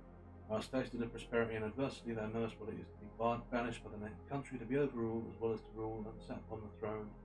Being oppressed, thou hast reason to know how hateful the oppressor is both to God and man. For through all these warnings and advertisements, thou dost not turn unto the Lord with all thy heart, give him who remembered thee in thy distress, and give up thyself to follow lust and vanity. Surely great will be thy condemnation, against which snare as well as the temptation of those who made thee will feed thee and prompt thee to do evil. The most excellent and prevalent remedy will be to apply thyself to that light of Christ, which shineth in thy conscience, and which neither can nor will flatter thee, nor suffer thee to be at ease in thy sins. Barclay is addressed to Charles II. Right.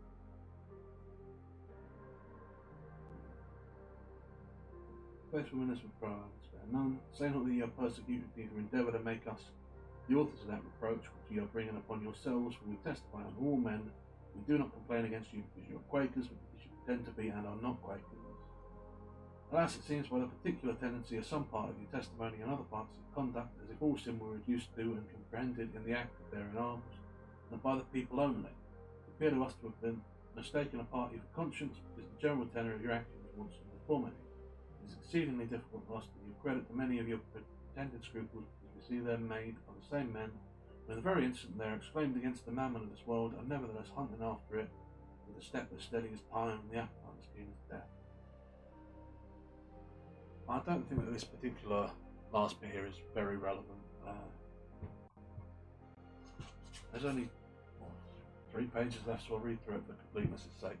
But it just feels like him immediately violating his principle about universal religion by having people disagree with him and then getting mad at them.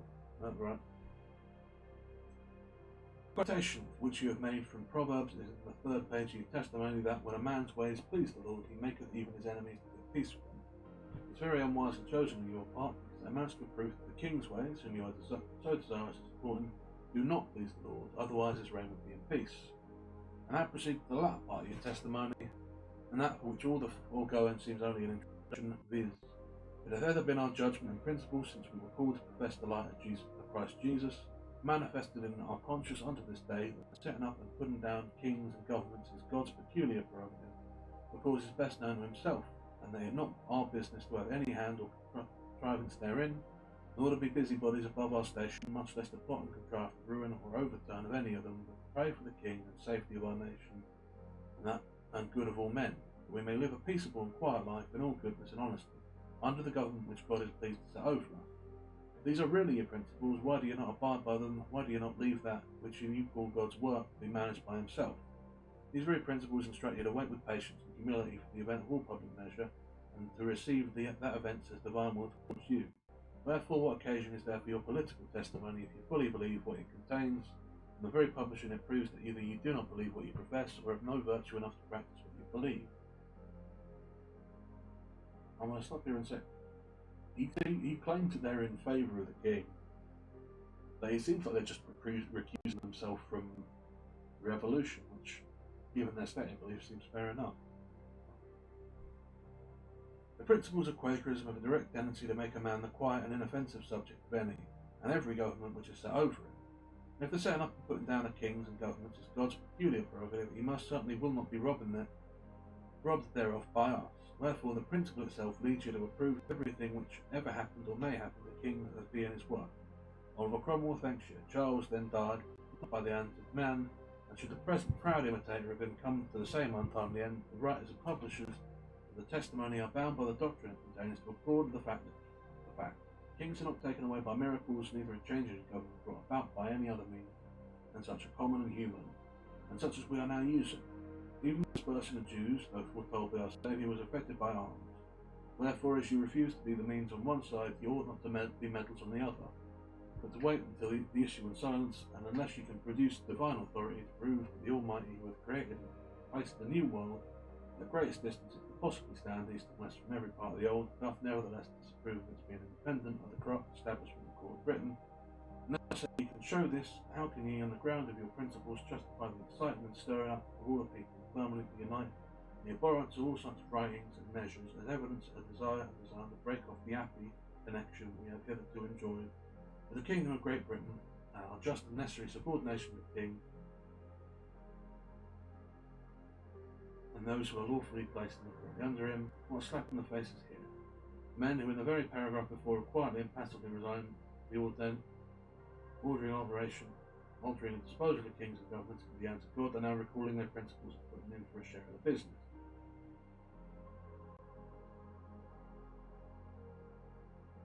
It is possible that the conclusion which he is here justly quoted can in any way follow from the doctrine laid down.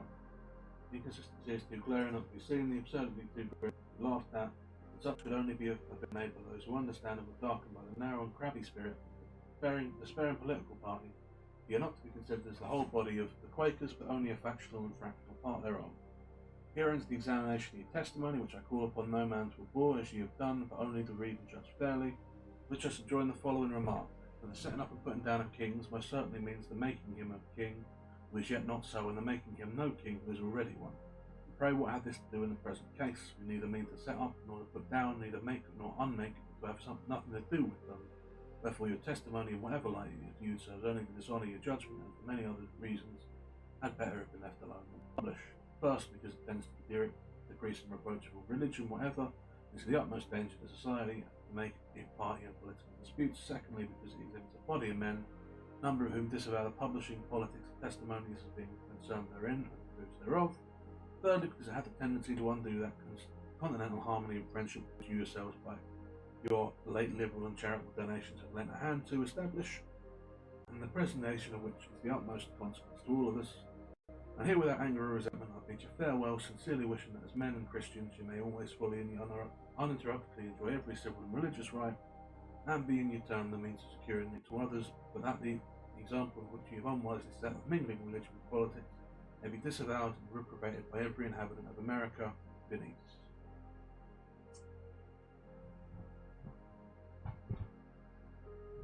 So my major problem with that last part there is twofold. Firstly, in that he at no point addresses the actual conclusion that has to be drawn from the reading of the couple of the quotes that he gives from the address by the Quakers, namely that the Americans were to blame for the rift with Britain, which I don't think is necessarily correct, but is a position that could be integrated and believed and would be the one to argue against. And secondly, that in his dismissal of any role of religion in the political sphere of overthrowing kings, he strongly weakens his own second chapter, in which he calls on the divine right of, or the divinity of God to be fundamentally counter to the interest of kings, which weakens what was otherwise a strong chapter into a weaker one. It's a pity, really. It strikes me that the longer this went on, the worse it got, which is a shame.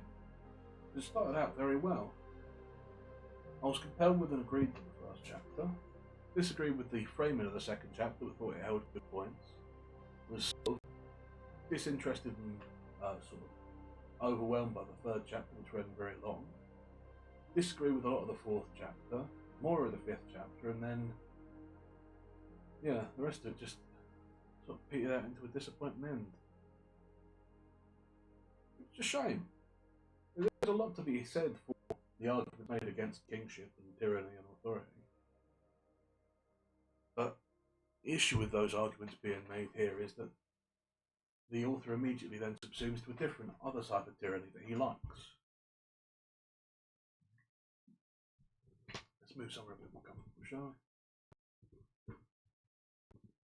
we? But yeah.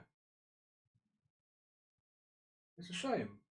Because like I said, he has good points, many of which are well, but he doesn't stick with those points. In fact, he undermines them at several turns until such a time as whatever his argument may have been at first, whatever validity there is to it, is undermined by his hypocrisy to an extent that I no longer agree with many of the points he originally made. At least not to the degree, although that's not true. I still agree with the points, but I don't agree with the man making them.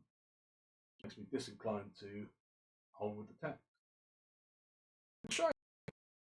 I think there's a lot to be said for it, and I can even see why it is influential. I quite strongly suspect that it might be as influential as it has been historically, because a lot of people read the first chapter and then didn't bother with the rest. But the first chapter is a very striking argument. And even the second chapter, if you're religiously minded, has a lot to be said for it, and has, even outside of religious doctrine, many arguments in favour of its own point. It's just a shame the proceeding is just, I don't know, enamored with the idea of what America could be and the ease with which it will succeed, that it comes across as juvenile, sort of undermines its points, and then we get to like things like the table where he summarises the calculations for how much Britain's navy is worth, and the address to the Quakers. It becomes very petty indeed. It's a shame. I think this could have been a really, really solid little piece of literature. And I mean, it was supposedly an effective document, but you can see where it succeeds and where it fails. And unfortunately, it fails in more than it succeeds in, it feels like. For all that the first part is very striking and a very compelling argument, let's say the first third is striking. The second third is dated by history unfavourably. And the third third of it, mostly just feels quite poor. So, still, I wouldn't condemn this to be a bad book by any means. There's a lot to it, and I think there's a lot to take from it, but ultimately disappointing. We see an author who can do better, who has good arguments and good reason, evolve into petty reason and spite to justify his point, when he can visibly do better.